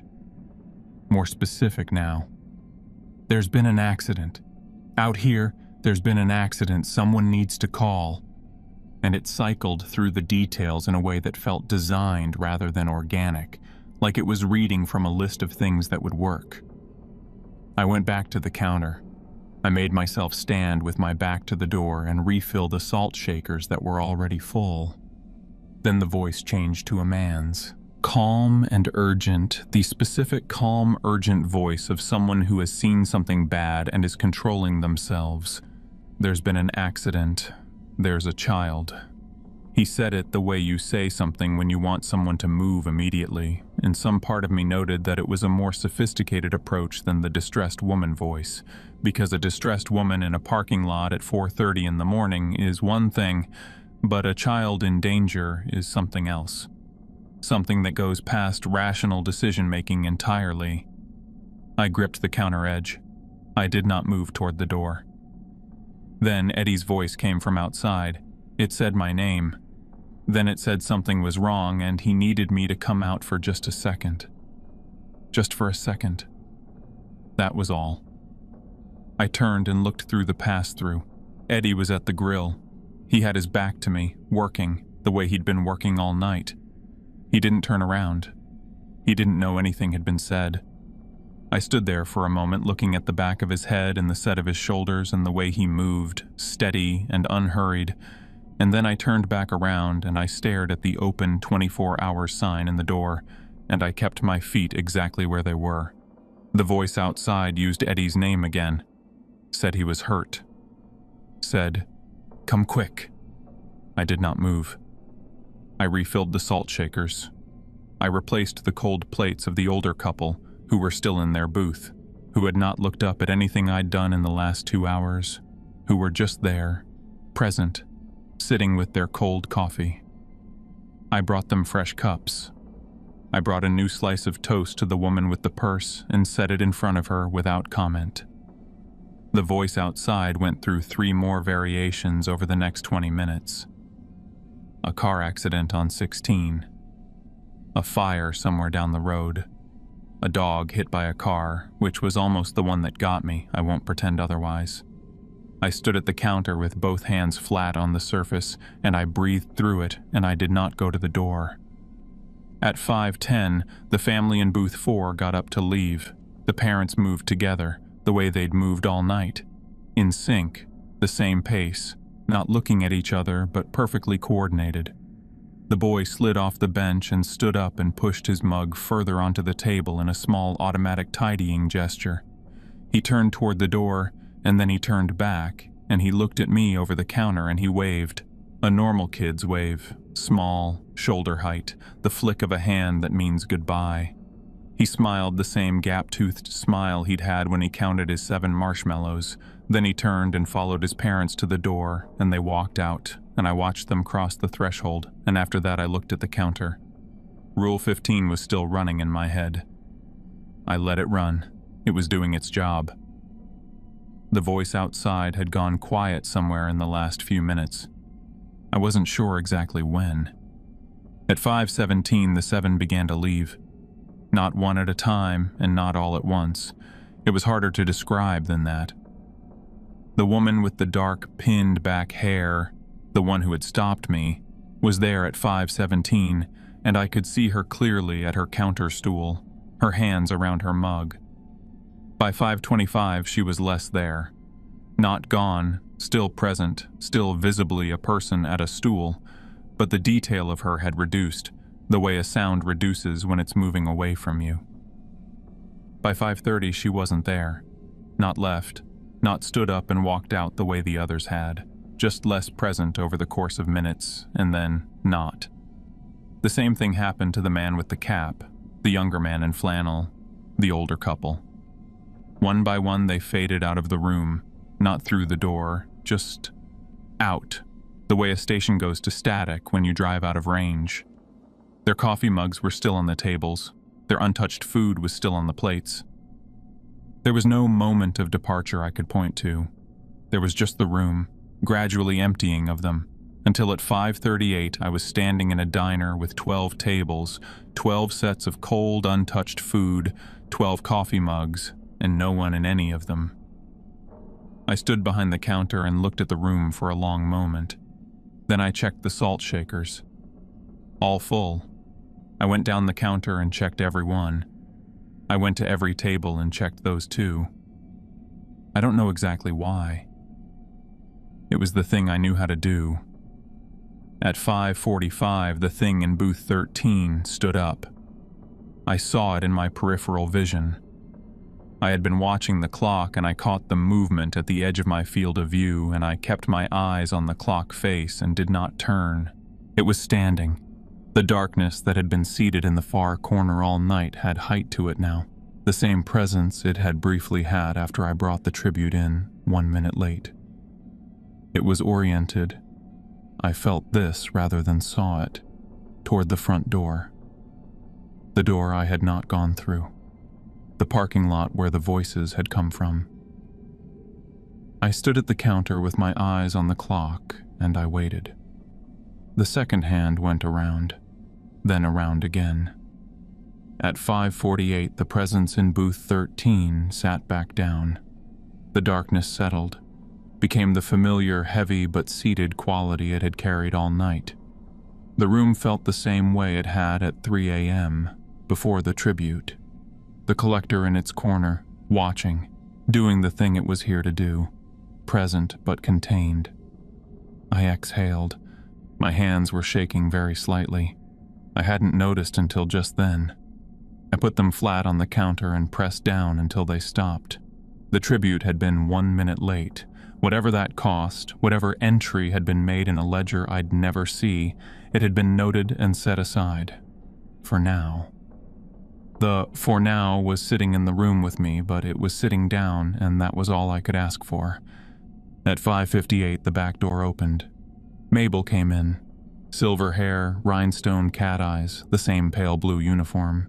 She looked at the room the way someone looks at a thing they've looked at many times before and are checking for specific differences. Her eyes moved from table to table, counting the cold plates, the full mugs, the empty seats. She came around behind the counter and stood next to me and looked at the room some more. "You followed the rules," she said. It wasn't a question. "I was late with booth 13, I said. 1 minute, 3:34 instead of 3:33. Someone stopped me." She looked at me sideways over the rhinestone frames. "I stopped," I said. She asked me something and I stopped and answered her. Mabel looked at the room for a moment. Then she said, "All right." The way a doctor says it when the test results are back and the news is what it is. Not good, not bad, just conclusive. She picked up a rag from under the counter and began wiping things down. That was all. No further questions. No explanation of what the 1 minute meant, or what the ledger entry said, or what came next. I stood there for a moment. Then I took off my apron. I folded it and set it on the counter. The laminated card was in the pocket. I took it out and set it on top of the folded apron, and I looked at it for a second. All 15 rules, plain font, the note at the bottom about termination and consequences beyond management's control. And I left it there. I walked to the front door and pushed it open. The air outside was cold and damp and smelled like wet asphalt and forest. The fog was still over Route 16 in both directions, but thinner now, the way fog gets when the light is coming even before the light actually arrives. The neon sign above me still pulsed. The last stop. The V still going in and out. My car was on the shoulder where I'd left it. I got in. I put the key in the ignition and sat there with my hand on it for a second, thinking about all the reasons it shouldn't start. It started. I pulled out onto Route 16 and I drove east, and I did not look in the rearview mirror. I didn't call in for the next shift.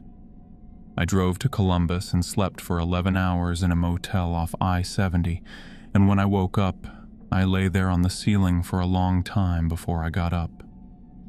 In the weeks after, I went through the motions, applied for jobs, bought groceries, talked to people, moved through days, with the flatness of someone routing around something they're not ready to process directly.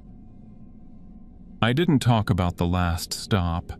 There wasn't a version of the explanation that ended well. I made my own rules. Not the ones from the card, which I'd left on the counter and meant it. Mine were simpler, worked out from what I'd seen. Never follow anyone into a parking lot you can't see clearly.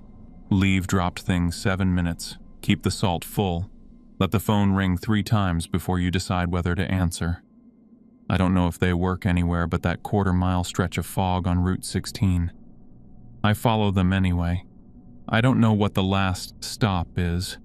I don't know what sat in booth 13 or what it wrote in its ledger when the tribute came in a minute late. I know the tribute was late because I stopped for a dead woman's question, and I know I'd probably stop again, which is the part I can't resolve. I keep rules now. They're on a note card in my wallet. Not because I plan to go back. I take interstates. I avoid state routes. I don't stop at diners I can't see from the main road. But thin places are everywhere. I know that now. If you find one, take the job if you have to. Read the card. Follow every rule, all night. And don't follow anyone into the parking lot. Nobody ever forgot anything worth your life.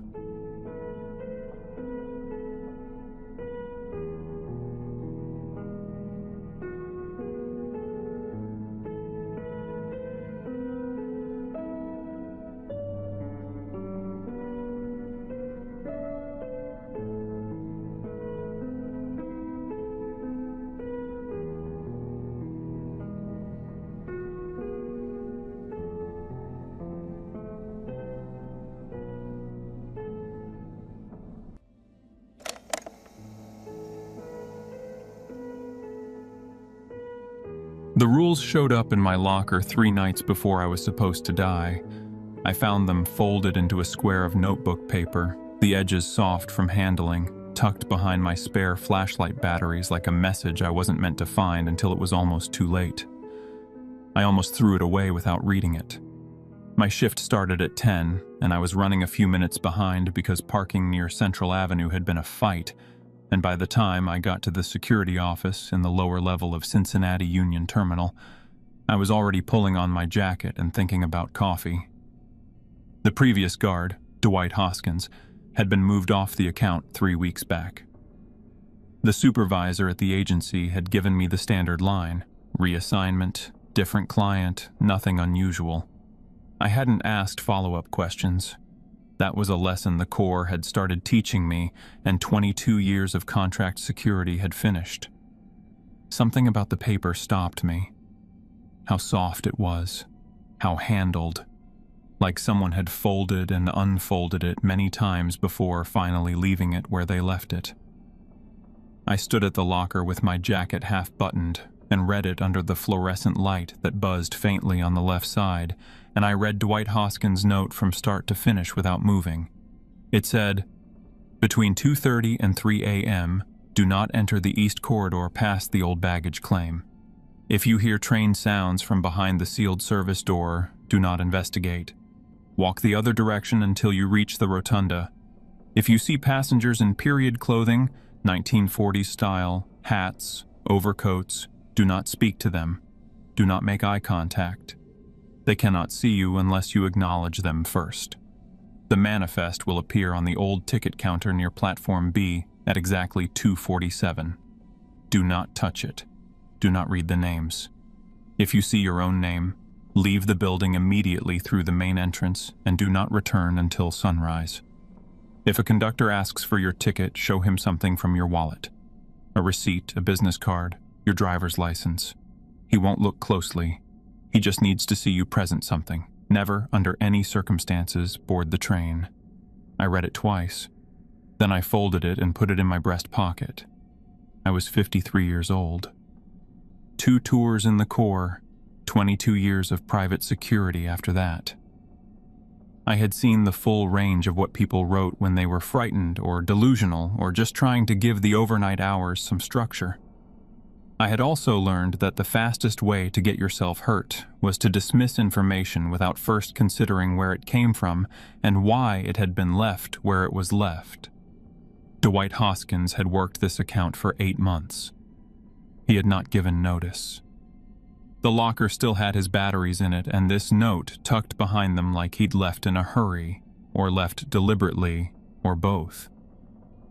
8 months was a long time to work an empty building at night. The note wasn't the scribblings of someone bored. It was a list of rules, specific and ordered, clearly written by someone who had learned them the hard way and was leaving them for whoever came next. I kept it in my pocket and started my rounds. Cincinnati Union Terminal was a magnificent building in its own outdated way. Art Deco, 1933, the kind of place that had been grand in a previous era and was still trying to hold its dignity now. The main rotunda had a ceiling that climbed 66 feet and a half-dome mosaic mural running the full width of the rear wall. During the day, it was a history museum. After 10 o'clock, it was mine. 1 guard, 1 night shift, locked from close to maintenance crew arrival at 6. That first hour was normal. Standard route, main rotunda, east wing, west wing, lower level, back up. Display cases locked. Emergency exits alarmed. The old Platform B concourse, sectioned off by chain link and a renovation notice that had been stalled for 3 years, was dark behind its gate. The service door at the far end of the east corridor was sealed with a padlock I had no key for. I poured coffee at 11 and sat in front of the monitor bank and thought about the note. My theory about Hoskins was simple. 8 months alone in an empty building at night, and his mind had started filling the silence. Night security in a closed museum was a particular kind of solitary. Your footsteps were the only footsteps, and the imagination, untethered from daytime noise, got restless.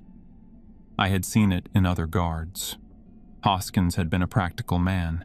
You could tell from the structure of the note, the specific times, and he had tried to contain an irrational fear in a rational framework. That was the mind's way of making the uncontrollable feel manageable. That was my theory. I kept the note in my pocket and started the 11 o'clock round. The building was colder than it had been at 10. Not dramatically. 3 or 4 degrees, the kind of shift you notice first in your hands before your body adjusts. I checked the thermostat panel on the west corridor wall. 68 degrees, system nominal. Old buildings ran uneven. I noted it and kept moving.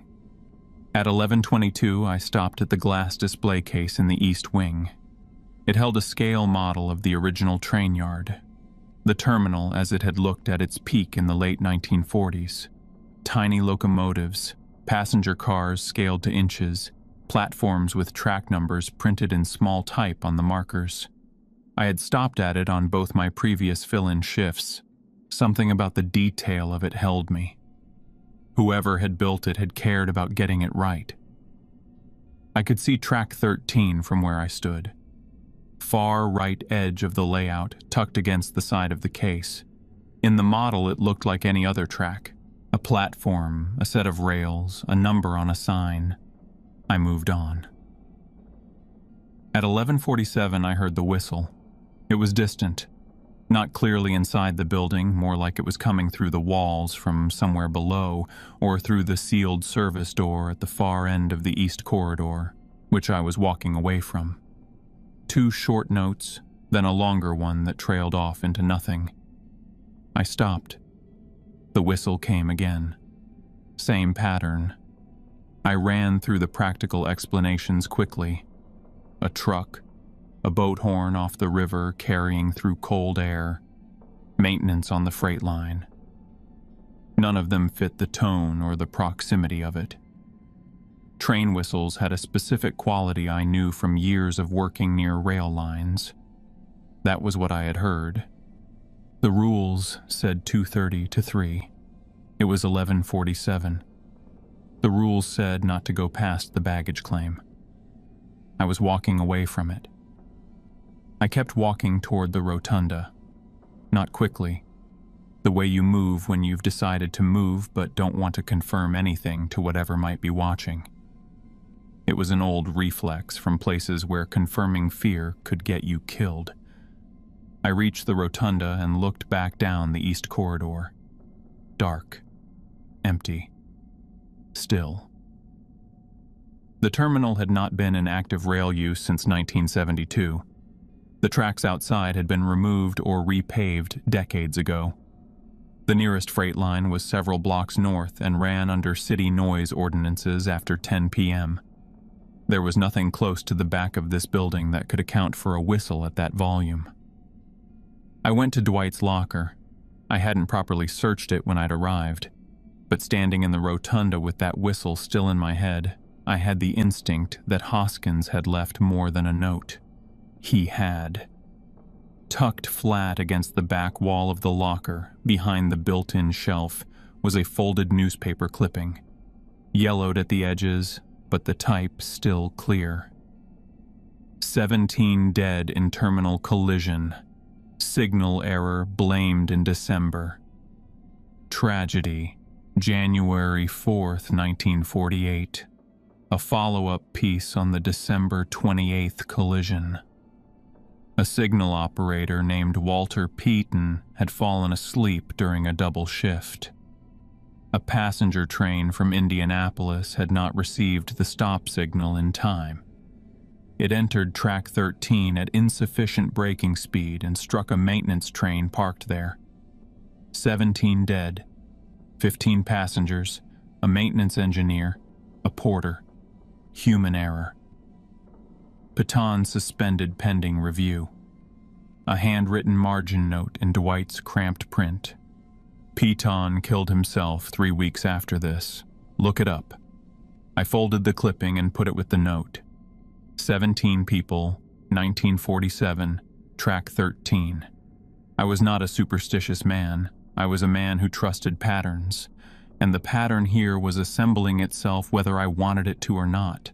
A sealed service door, a platform that couldn't exist anymore, a guard who'd walked off the account without clearing his locker, a whistle with no traceable source, and 17 people who had died on track 13 3/4 of a century ago. I put them in a row in my head and looked at what they formed, and I did not like it. I went back to the monitors and sat down. At midnight exactly, I heard the footsteps. They were in the east corridor. The audio feed on the monitor bank included low-quality microphone pickups from each camera, Ambient mostly, rarely useful, but I had my headphones on, and when the footsteps started I heard them clearly, a measured, steady pace on hard floors, leather soles, the particular crisp strike of hard leather on tile, the kind that meant weight and purpose. I watched the east corridor monitor. Camera covered the middle section of the hall. I watched for 40 seconds. The corridor was empty, but the footsteps kept going in my headphones, unhurried, and faded at the far end. I went and walked the corridor myself with my flashlight. Every doorway, every alcove. Nothing. Audio glitch. Thermal noise in old wiring. I had seen worse in better maintained buildings. That was a reasonable explanation, and I was holding it carefully on my way back toward the rotunda when I glanced right and saw the reflection in the glass of the display case. The glass showed me the corridor behind me, and in the corridor behind me, standing clearly about 15 feet back, there was a woman. Dark wool overcoat, belted, wide-brimmed hat. She was not moving. Her head was angled slightly down, the way someone holds themselves when they have been waiting for something for a very long time. Patient, resigned. In the reflection, her face wasn't quite clear. Just the shape of it under the hat brim, pale and still. I stopped walking. My heart was going faster than it should have been. I noticed it the way I always noticed it. The body reporting in before the brain has caught up. I registered it. I breathed once, carefully. She had not moved. The note was in my breast pocket. Do not make eye contact. They cannot see you unless you acknowledge them first. I started walking again. Slow, measured, forward. I kept my eyes ahead and I did not look back at the glass. I listened for footsteps behind me and heard nothing but my own, and I walked until I was through the arch into the rotunda. I stopped, counted to 10, turned and looked back down the east corridor. Empty. No woman, no overcoat, no hat. The corridor stretched back to the display case, lit evenly, and there was nothing in it that should not have been there. I stood in the rotunda for a while. The mosaic mural curved above me in the dark, workers frozen in tile. The grand optimism of 1933 looking down at one man on a marble floor with a folded note in his pocket and a clipping about 17 people who had died on track 13. And I looked at that empty corridor and I thought about what I had seen in the glass. I had 2 hours and 47 minutes until 2:47 a.m. For the first time since I'd come on shift, I was not dismissing anything. I gave myself 5 minutes in the rotunda after midnight, and then I made a decision. I was going to leave. Not because I was scared. I told myself that clearly, the way you tell yourself things when you need to believe them. I was going to leave because I had seen something I couldn't explain, heard something I couldn't explain, and the sensible response to an unexplained situation was to remove yourself from it. That was procedure. Tactical withdrawal, the Marines had called it. The agency handbook called it escalating to a supervisor. Either way, it amounted to the same thing. When a situation is outside your scope, you don't stand in the middle of it and wait to find out what it does next. I locked the security office and walked out through the main entrance to the parking structure on the south side of the building. My car was a 2011 Civic with 140,000 miles on it and a heater that worked when it felt like it. I had parked it in the second row of the structure, under a working light. I got in, put my key in the ignition, and turned it. Nothing. Not the grind of a dead battery, not even a click. Just silence, like the car had been disconnected from the world entirely. I tried it 2 more times. 3 attempts told me everything the first had, and doing it a 4th wasn't going to change the answer. I got out and looked at the car from the outside in case something obvious presented itself. It didn't. Tires were fine. Lights hadn't been left on. No visible damage. The car had started without complaint at 9:45.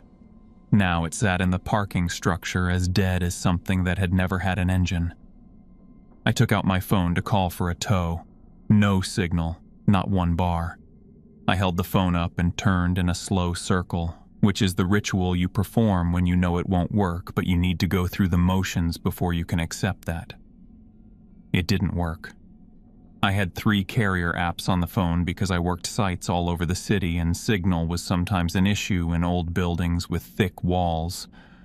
None of them showed anything. No data, no bars, nothing. The city was out there. I could hear a distant siren, a car horn somewhere to the north. Cincinnati at 12:15 in the morning, going about its business. But the sounds felt far away, like they were coming from somewhere that wasn't quite the same place I was standing in. I went back inside. The building was colder than when I'd left 8 minutes ago. Not marginally, noticeably. The kind of cold you feel in your chest when you breathe, that settles into the joints and makes the hands slow to respond. I checked the thermostat panel in the west corridor again. 68 degrees, system nominal. The system believed the building was 68 degrees. The air did not agree. Something was pulling the warmth out of this building from the inside, and whatever was doing it was not something the thermostat had a sensor for. I went back to the security office and sat in front of the monitors. 6 cameras, 6 empty corridors. The rotunda camera showed the rotunda, dark and still, the mosaic frozen above it. I took the note out and read it again, slowly this time, looking for anything I might have treated as background noise on the first pass. It said nothing about a car that wouldn't start, nothing about phones losing signal, nothing about the cold arriving before 2:30. The rules were about specific times and specific locations and specific visible or audible things. They said nothing about being trapped, which meant either Hoskins hadn't been trapped, or being trapped was just the situation and the rules were how you survived once you were in it. I put the note away and sat with that for a while. At 12:40, I walked the building again. West wing, lower level, rotunda. I avoided the east wing the way you avoid the part of the building that gave you trouble the last time you went in it. Which is to say, I walked toward it, stopped, and then went in anyway, because 22 years of security work had given me the habit of checking the things I least wanted to check. The east corridor was empty, cold and still. The service door at the far end was shut, same padlock, same silence behind it. I walked to the baggage claim sign at the midpoint of the corridor and stood there for a moment. 12:47. 2 hours exactly until 2:47. I went back to the security office and wrote up the incident log in flat, factual language. Audio anomaly, visual anomaly in display case reflection, car non-functional, phone no signal, temperature inconsistency versus thermostat reading. I kept the language clean because incident logs were for facts, not interpretation, and because writing things down in an orderly way made them feel like they existed in an orderly world. It was a small comfort, but I took it. At 1:15, I went to the old ticket counter near Platform B. The note said the manifest appeared there at 2:47. It said not to touch it, not to read the names. It said nothing about the counter at 1:15 in the morning. I went because I had been sitting in the office for over an hour, and the stillness was making everything worse, and because I wanted to know what was there before 2:47 rather than at it. That was the security guard instinct. See the thing first. Don't let the thing surprise you. The ticket counter was at the junction between the main concourse and the Platform B entrance. A long wooden surface with a row of frosted glass windows that hadn't been operational since the terminal closed. The museum had left it intact, with a small placard explaining its historical function to daytime visitors. I had walked past it 3 times tonight, and it had been clean and empty every time. A single sheet of paper was lying flat on the wooden surface. I stopped about 3 feet back. Old paper. Off-white. Almost cream. The kind that had been stored somewhere cool and dry for a long time. Handwritten in ink, 2 columns. 17 entries in the left column, written in a careful hand that belonged to another era entirely. The right column had a single entry. I should have walked away. The note was explicit. Do not touch it. Do not read the names. I read them anyway. I got maybe 4 lines down the left column before my eyes moved on their own to the right side, where, written in slightly darker ink below the original 17 names, was my own. Earl Webb. I reached out and grabbed the paper. I can't explain the impulse, precisely. Panic, maybe. The kind that bypasses thinking and goes straight to the hands. A need to hold the thing, to examine it up close, to confirm that my own name on a piece of paper that wasn't supposed to exist was real and not something my mind had assembled out of stress and shadow and an hour of sitting in the cold. I grabbed it, and the paper was in my hand for about 2 seconds before it dissolved. Not burned, not torn. It went from paper to nothing between my fingers without any intermediate step. No thinning, no ash, no residue. One moment I held it, and the next moment my hand was open and empty, and there was nothing left of it. The whistle came from directly behind the sealed service door. 2 short notes, 1 long, close enough that I felt it in my back teeth. I left the ticket counter area without running. I was 53. I was a former Marine. I was not going to run through an empty building because of a noise behind a door. But I moved with purpose, down the concourse, down the stairs to the lower level, into the maintenance corridor, moving away from the east wing and the service door and whatever was behind it. I moved until I reached the utility closet I had noted at 10 p.m., and I went inside and pulled the door shut behind me. Dark. Smell of bleach and old mop heads. I stood still for a moment and breathed, listening for footsteps behind me. Nothing. I switched on my flashlight. Standard cleaning supplies on the right shelving unit. On the left, along with a folded tarp and some paint cans that had been there long enough to develop a skin of dust, a metal box on the second shelf. Slightly bigger than a shoebox. Gray, with a hasp and a padlock that had been cut rather than unlocked. The severed padlock set aside on the shelf next to it. The cut looked old, but not ancient. Dwight's handwriting on a piece of tape on the lid. Don't move this. I opened it. Inside, a leather-bound journal, old, the cover soft from years of handling, and a sealed envelope addressed in the same hand as the tape, Judith Peyton Walsh, with a note below the name in Dwight's cramped print, granddaughter of Walter Peyton, if this needs to go somewhere. I left the envelope and opened the journal. Walter Peyton, name on the inside front cover, a Cincinnati address, the year 1947. The first entries were routine, shift notes, observations about weather, the kind of brief daily record a methodical person keeps not for any particular purpose, but because the habit of it is grounding. Then, in the final pages, the handwriting got tighter, smaller and more compressed, like he was trying to fit more than he had room for. The last entry was dated January 11th, 1948. 3 weeks after the collision. I read it twice. It wasn't long.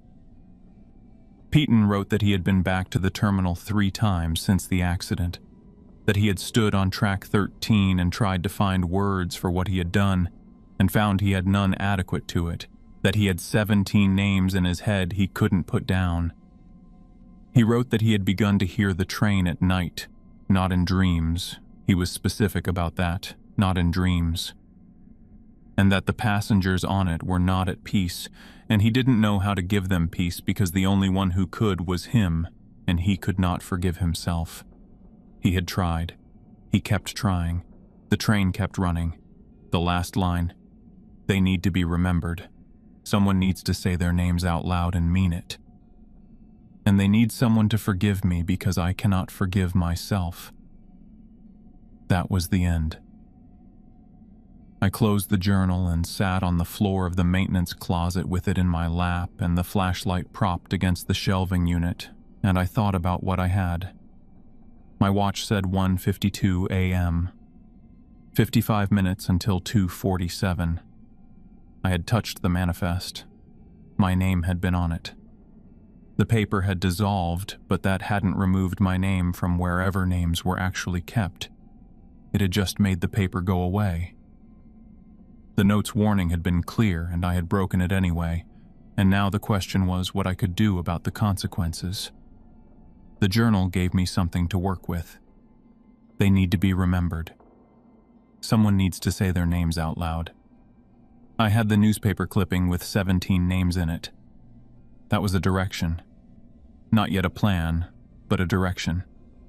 I was putting the journal back in the box when the sounds came from above.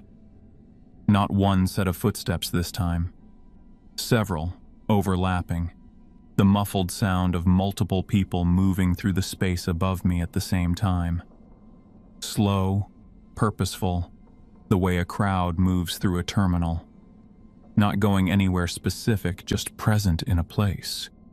Occupying it. I turned off my flashlight and sat in the dark and listened.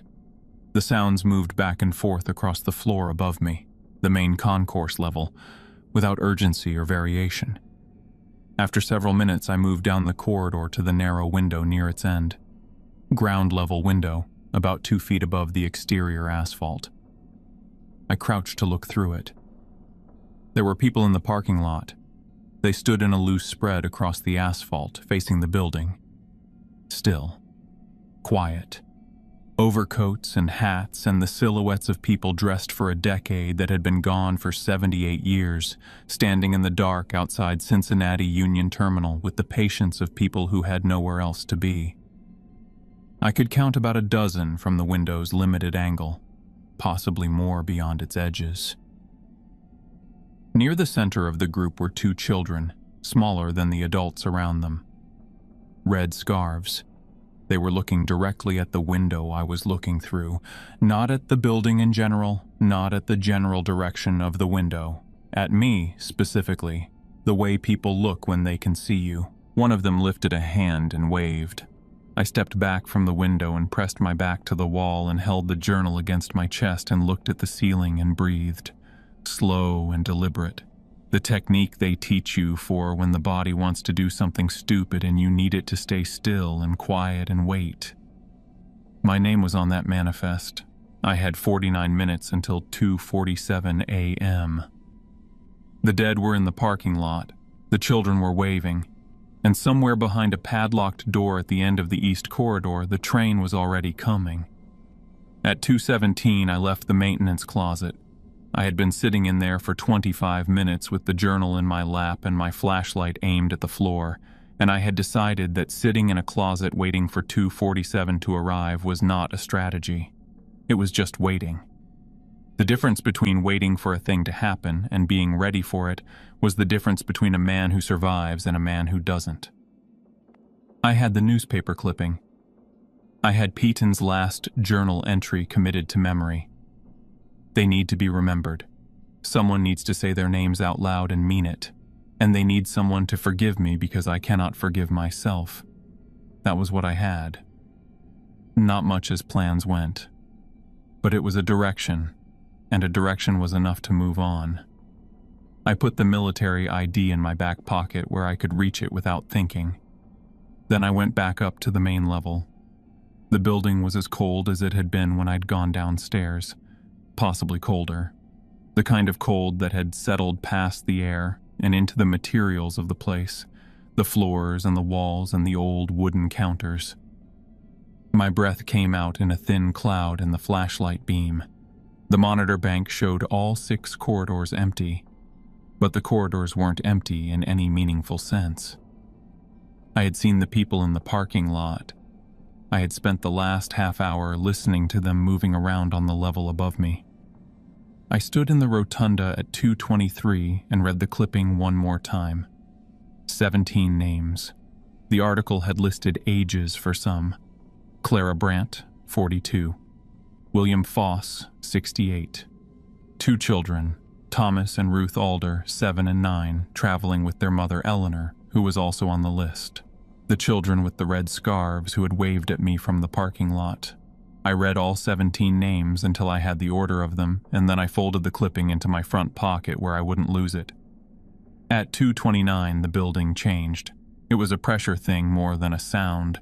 The way air shifts when something large is about to commit to a direction, a settling of the atmosphere into a new configuration. The temperature dropped fast, several degrees in under a minute. My breath thickened in front of me. The corridor lights in the east wing went dark. At 2:30 exactly, the service door opened.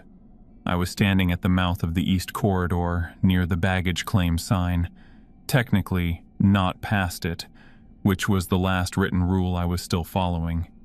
I heard the padlock first, the clean sound of a mechanism releasing properly, not forced or broken, the exact sound a padlock makes when the right key turns in it. Then the door swung inward on hinges that did not resist. Warm light came through it.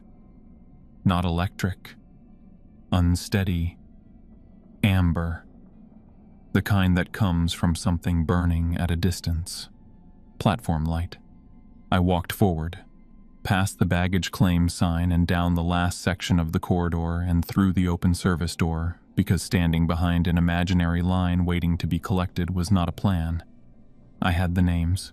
I had Peaton's words. I had the ID. I went through the door. The platform existed. That was the part that stopped me for a moment. Not the smell or the sound, but the simple solidity of the thing. The boards under my feet had resistance. The covered platform roof was intact above me. The smell was coal smoke and iron and something under those, something dense and closed, like a room that had been sealed against air for a very long time. Track 13 ran in both directions into the dark. Signal lights burned at the far end, green and amber, the old mechanical kind, and beyond them, moving steadily toward me, a headlight. I pressed back against the terminal wall and waited. The sound built from the left, the rumble you feel in the soles of your feet before you hear it properly, the weight of something massive moving at a controlled speed. The platform shook in small, even intervals. Steam preceded the locomotive, rolling down the platform in warm white clouds carrying the coal smell thick. The headlight swept the platform as the train came around the slight curve of the track. The locomotive came into the platform at 2:47, a Baldwin Pacific. I didn't know locomotives by type, but I knew scale and purpose, and this was enormous and purposeful and deeply, precisely real. The drive wheels were taller than I was. The whole machine moved with the precision of something that had been running this same arrival every night for 78 years and had the routine perfectly managed. The wheels ground against the rails with a sound that went through your chest like low music. Steam shot from the pressure vents. The locomotive slowed, the brakes working, and the 6 passenger cars behind it drew up along the platform and came to rest. The train stopped. For a moment, nothing happened. Then the doors opened, car by car, from front to back, and the passengers came out. They descended the steps the way people come off a long trip, without hurry, with the settled ease of people glad to have solid ground. Men in overcoats and felt hats. Women in wool coats, some with their collars up. A few people carrying cases. They moved onto the platform and looked around at the terminal the way passengers look at a station when they arrive somewhere, orienting themselves, taking in their surroundings. Then, one by one, they looked at me. Not all at once. Each person stepped onto the platform, found their footing, and eventually turned to where I was standing against the terminal wall. Not with hostility, with recognition, the way people look at someone they were told to expect. My name had been on the manifest, and whatever that meant about visibility, it had taken effect. I kept my eyes down and didn't fix on any individual face. The rule about eye contact was still the rule, and I had no reason to abandon it. The conductor came off the locomotive last. He stepped down from the cab and walked the length of the platform toward me. Tall, well over 6 feet, in a 1940s railroad uniform. Dark jacket with brass buttons, peaked cap, white gloves, a clipboard held against his side. His face was wrong in a way that required proximity to fully understand. From 20 feet, it looked like a face. Closer, the wrongness resolved. The features were in the right arrangement, the impression of a face, but nothing specific would focus. No individual eyes or mouth you could fix on, just the threshold of a face, held there permanently, never crossing. He stopped in front of me. "Ticket," he said, flat and even. The voice of someone who had said this one word more times than he could count. I took out the military ID, Department of Defense issue, photo identification, my name and service number and branch, and I held it out. He took it. He looked at it, his head tilted slightly to one side. He held it back out to me. "You are not on the manifest," he said. I took the ID. He turned back toward the locomotive. The loophole was this. The conductor didn't check tickets for fraud. He checked for existence. Presenting anything was proof you belonged to a world where documentation existed, that you were not an undocumented passenger caught without record. And presenting my name specifically had told him something more. Whoever Earl Webb was in his ledger, this credential said I was already accounted for. He had processed it and moved on. That was how the rule worked, from both ends. The passengers were still watching me. I took the clipping out of my pocket.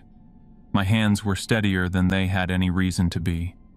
Old training, the body going flat and functional when the options narrow to a point, and the question of whether you're afraid stops being the relevant question.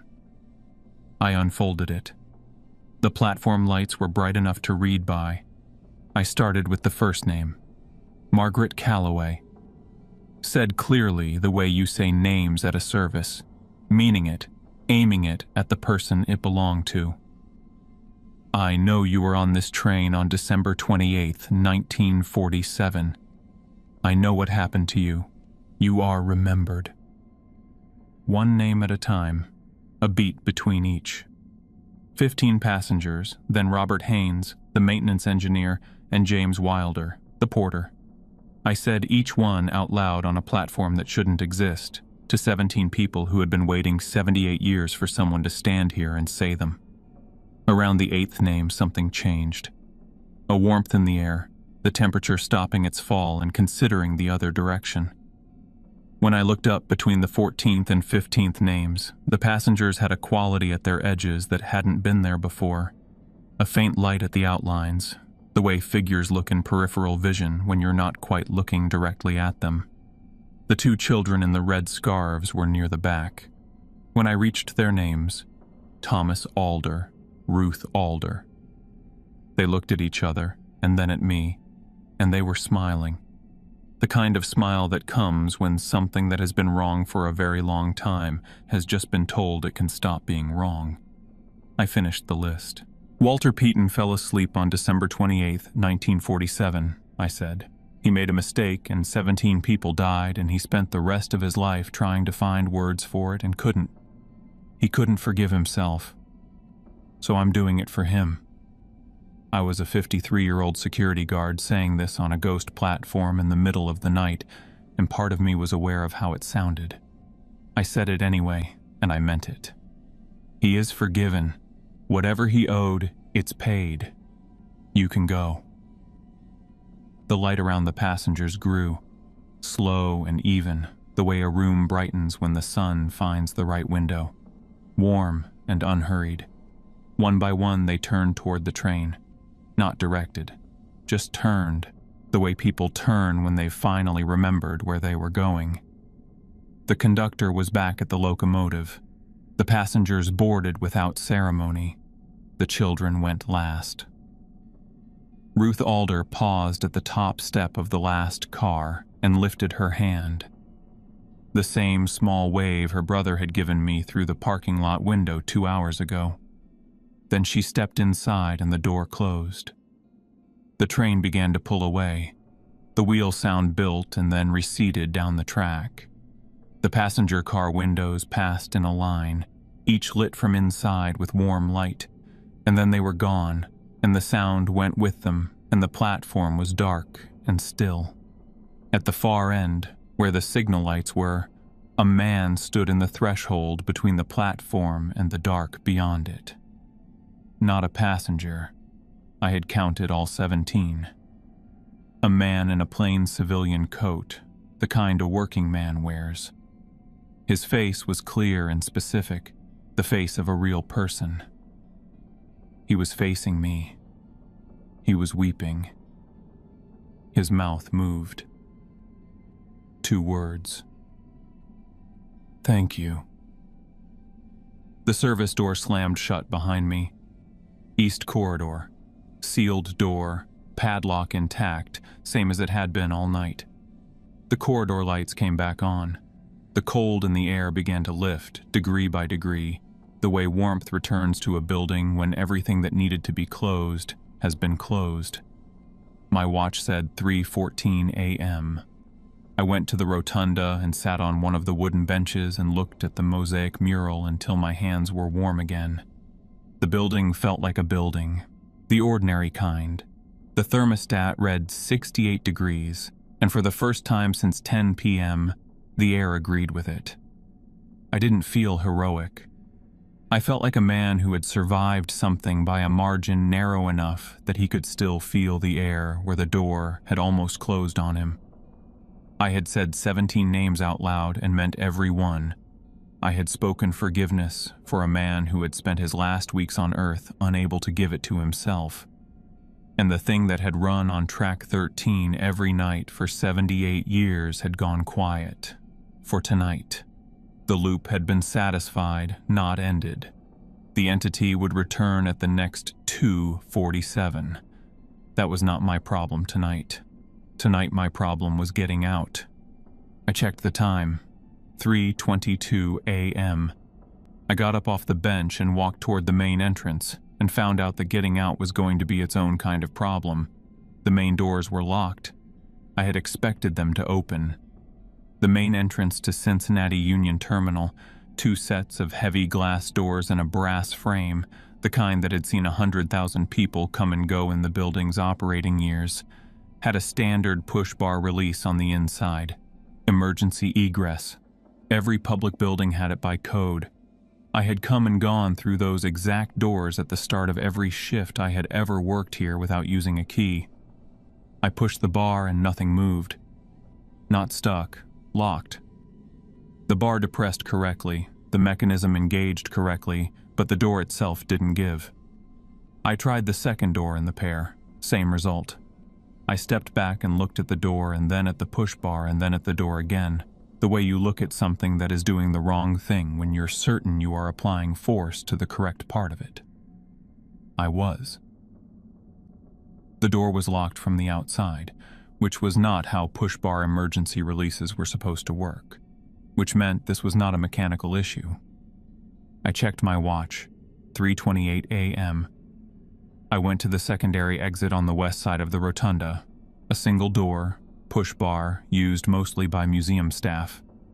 Locked. The service entrance on the lower level, locked with a keypad I didn't have the code for. The East Wing staff door, locked. I covered every exit in the building in about 6 minutes and found the same answer at each one. I stood in the East Wing corridor for a moment and ran the situation. The entity had been satisfied. I had watched the train pull away, watched Walter Peaton mouth his thank you from the threshold of the dark, felt the cold lift from the air as the service door shut behind me. The temperature was normal. The monitors showed empty corridors. The building felt like a building again. The ordinary kind, the kind that wasn't trying to add you to a passenger manifest from 1947. But the building had decided I was staying in it, and the locked exits were not a coincidence and not a malfunction and not a situation I was going to talk myself into a comfortable explanation for. Then I heard the whistle. One long note. Not the too short one long pattern of the train arrival, just a single sustained sound, low and clear, coming from the direction of the service door at the end of the east corridor. I looked down the corridor. The service door was glowing, not the warm amber platform light I'd seen when it opened at 2:30. Something quieter than that. A thin line of pale light at the base of the door, the kind you see under a door when the room on the other side has something on. Faint, even. Steady. Just enough to confirm that whatever was behind that door was still present, still operating, still running on a schedule that had nothing to do with whether I had addressed the passengers or spoken the names or done everything right on the platform. The loop had been satisfied. It had not been ended. The entity was still there, and the building still belonged to it in some way I didn't have language for, and it had locked the exits. The note hadn't covered this. Hoskins's rules were about surviving the 2:47 window. They did not address what happened in the hours on either side of it when the entity was between cycles and apparently still paying attention. I needed to get out before I found out what the between cycles version of this thing did when it had a living person trapped in the building with nothing else to do. I thought briefly about going back to the maintenance closet to retrieve the envelope addressed to Judith Peyton Walsh. The closet was on the lower level, near the maintenance corridor, closer to the east wing than I currently was, and I was not going back toward the east wing while that light was showing under the service door. The envelope would keep. I would come back for it in the daylight. I went back to the rotunda and looked at the building with the assessment instinct that 22 years of security work had built. Guards learn buildings differently than the people who use them. You know which windows are alarmed and which are on passive sensors. You know which glass is tempered and which isn't. You know where the alarm panel is, what kind it is, and how long the response delay runs between a triggered sensor and an active alert reaching the monitoring station. You know these things not because you plan to break out of a building, but because knowing them is how you work in buildings. I had worked this account twice as a fill-in before tonight. I knew the alarm panel was in the security office, an older, hardwired panel, early 2000s, with a landline communication circuit. I knew the monitoring company ran response delays between 45 seconds and 2 minutes, depending on alert type. I knew the windows in the main rotunda were 10 feet off the floor and not accessible without equipment. I knew the museum gallery on the west side of the main level ran along the exterior wall, with windows about 5 feet off the interior floor, standard casement type, single pane with UV laminate film bonded to the glass to protect the exhibits. The film was important. It would change how the glass broke. Instead of shattering into loose pieces, it would stay in the frame as a curved sheet when punched through. You could clear the remaining edge without cutting yourself badly. The drop from the sill to the utility alley below was about 4 feet. I went to the security office and cut the communication line to the monitoring station with the scissors from the desk drawer. Severing the landline killed the automatic dial-out. The local siren would still activate when I broke the glass, but a siren at 3:30 in the morning in an empty building was going to take time to bring a response. Enough time. I walked to the museum gallery. Dark, exhibits running along both walls, framed photographs and artifact cases arranged for daytime visitors. I went to the second window from the far end, the one with the clearest exterior view, no bollards below it, utility alley clear. I looked through it one last time. Alley empty. 4-foot drop. I picked up the rolling office chair from the nearest exhibit station and threw it through the window. The glass came away, the way laminated glass comes away. The chair punched through and the pane bowed out and separated from the frame in a curved sheet, most of it falling outside, a piece hanging in the lower frame. The alarm siren activated immediately. A loud cycling two-tone that filled the gallery and bounced off the rotunda ceiling, bigger than the noise deserved in the empty building. I cleared the remaining glass from the bottom of the frame with my jacket sleeve, laid the jacket over the sill, and climbed through. 4 feet to the alley ground. Both feet, knees bent, absorbing the impact. The knees reminded me I was 53 years old. They held. I stood in the utility alley for a moment. The alarm was muffled from outside but audible. No other sounds, no footsteps, no whistle. Just the siren cycling inside and the empty alley and the city at 3:30 in the morning doing what cities do. I walked around the building to the parking structure. My car was in the second row. I got in, put the key in the ignition, and turned it. The engine started. First try, no hesitation. Just the immediate catch of the ignition the way a car is supposed to start. Dashboard lights on, heater fan running. The clock on the dash said 3:36 a.m. My phone showed 3 bars of signal, full, as though the dead coverage from midnight had never happened. I sat there for a moment with the engine running and my hands on the wheel. The alarm siren was still going inside the terminal, muffled through the walls, a distant cycling two-tone. I made a decision that the broken window and the cut cable were not my most pressing problem, and I put the car in reverse. At the exit of the parking structure, I checked the rearview mirror. The eastern face of the terminal building was visible. At the base of the exterior wall, in the position of the service door, there was a faint line of pale light showing through the gap at the door's edge. The same thin glow I had seen from inside. Still there, still running. I turned north onto Central Avenue and did not look back after that. 10 minutes of driving put me onto normal city streets with other cars and lit storefronts and all the ordinary evidence that the world was functioning. I pulled into a gas station on Montgomery Road and sat in the lot with the engine running and drank the last of the cold coffee from my thermos, and I watched the sky. The sky had the quality it gets in the last hour before sunrise. Not lighter, just a different kind of dark, the kind that is preparing to stop being dark. The horizon to the east had a thin gray line at its base, and below that, the first faint suggestion of gold just beginning to show. Sunrise coming. It was going to come the way it always came, completely indifferent to what had happened that night. I called no one. The agency didn't open until 8, and the police were not going to be useful in a situation where the relevant facts included a ghost train and a dissolving manifest. I drove east, into the light. I resigned the account when the agency opened. No reason given. No notice beyond what I owed contractually. They didn't push it. I suspected they had seen enough guards leave the terminal account quickly that they had stopped asking follow-up questions. I went back to the terminal 2 weeks later on a Tuesday afternoon, when the museum was open and the rotunda was full of school groups. I walked through it as a visitor, took my time, and when I got to the East Wing, I stopped at the display case with the scale model and found track 13 on the far right edge of the layout and looked at it for a while. Then I went to the lower level and retrieved the metal box from the maintenance closet with my keycard, which the agency had not yet deactivated. The envelope addressed to Judith Peyton Walsh was inside, sealed and intact. I mailed it with a brief note. She called 2 weeks later. We talked for 40 minutes. I told her most of it.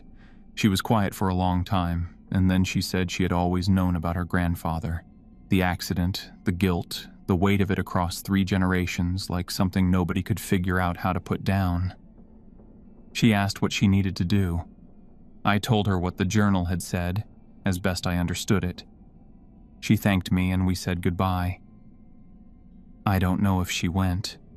I don't know if the loop is broken, or if it's still running every night at 2:47 behind that sealed door. I hope it's done.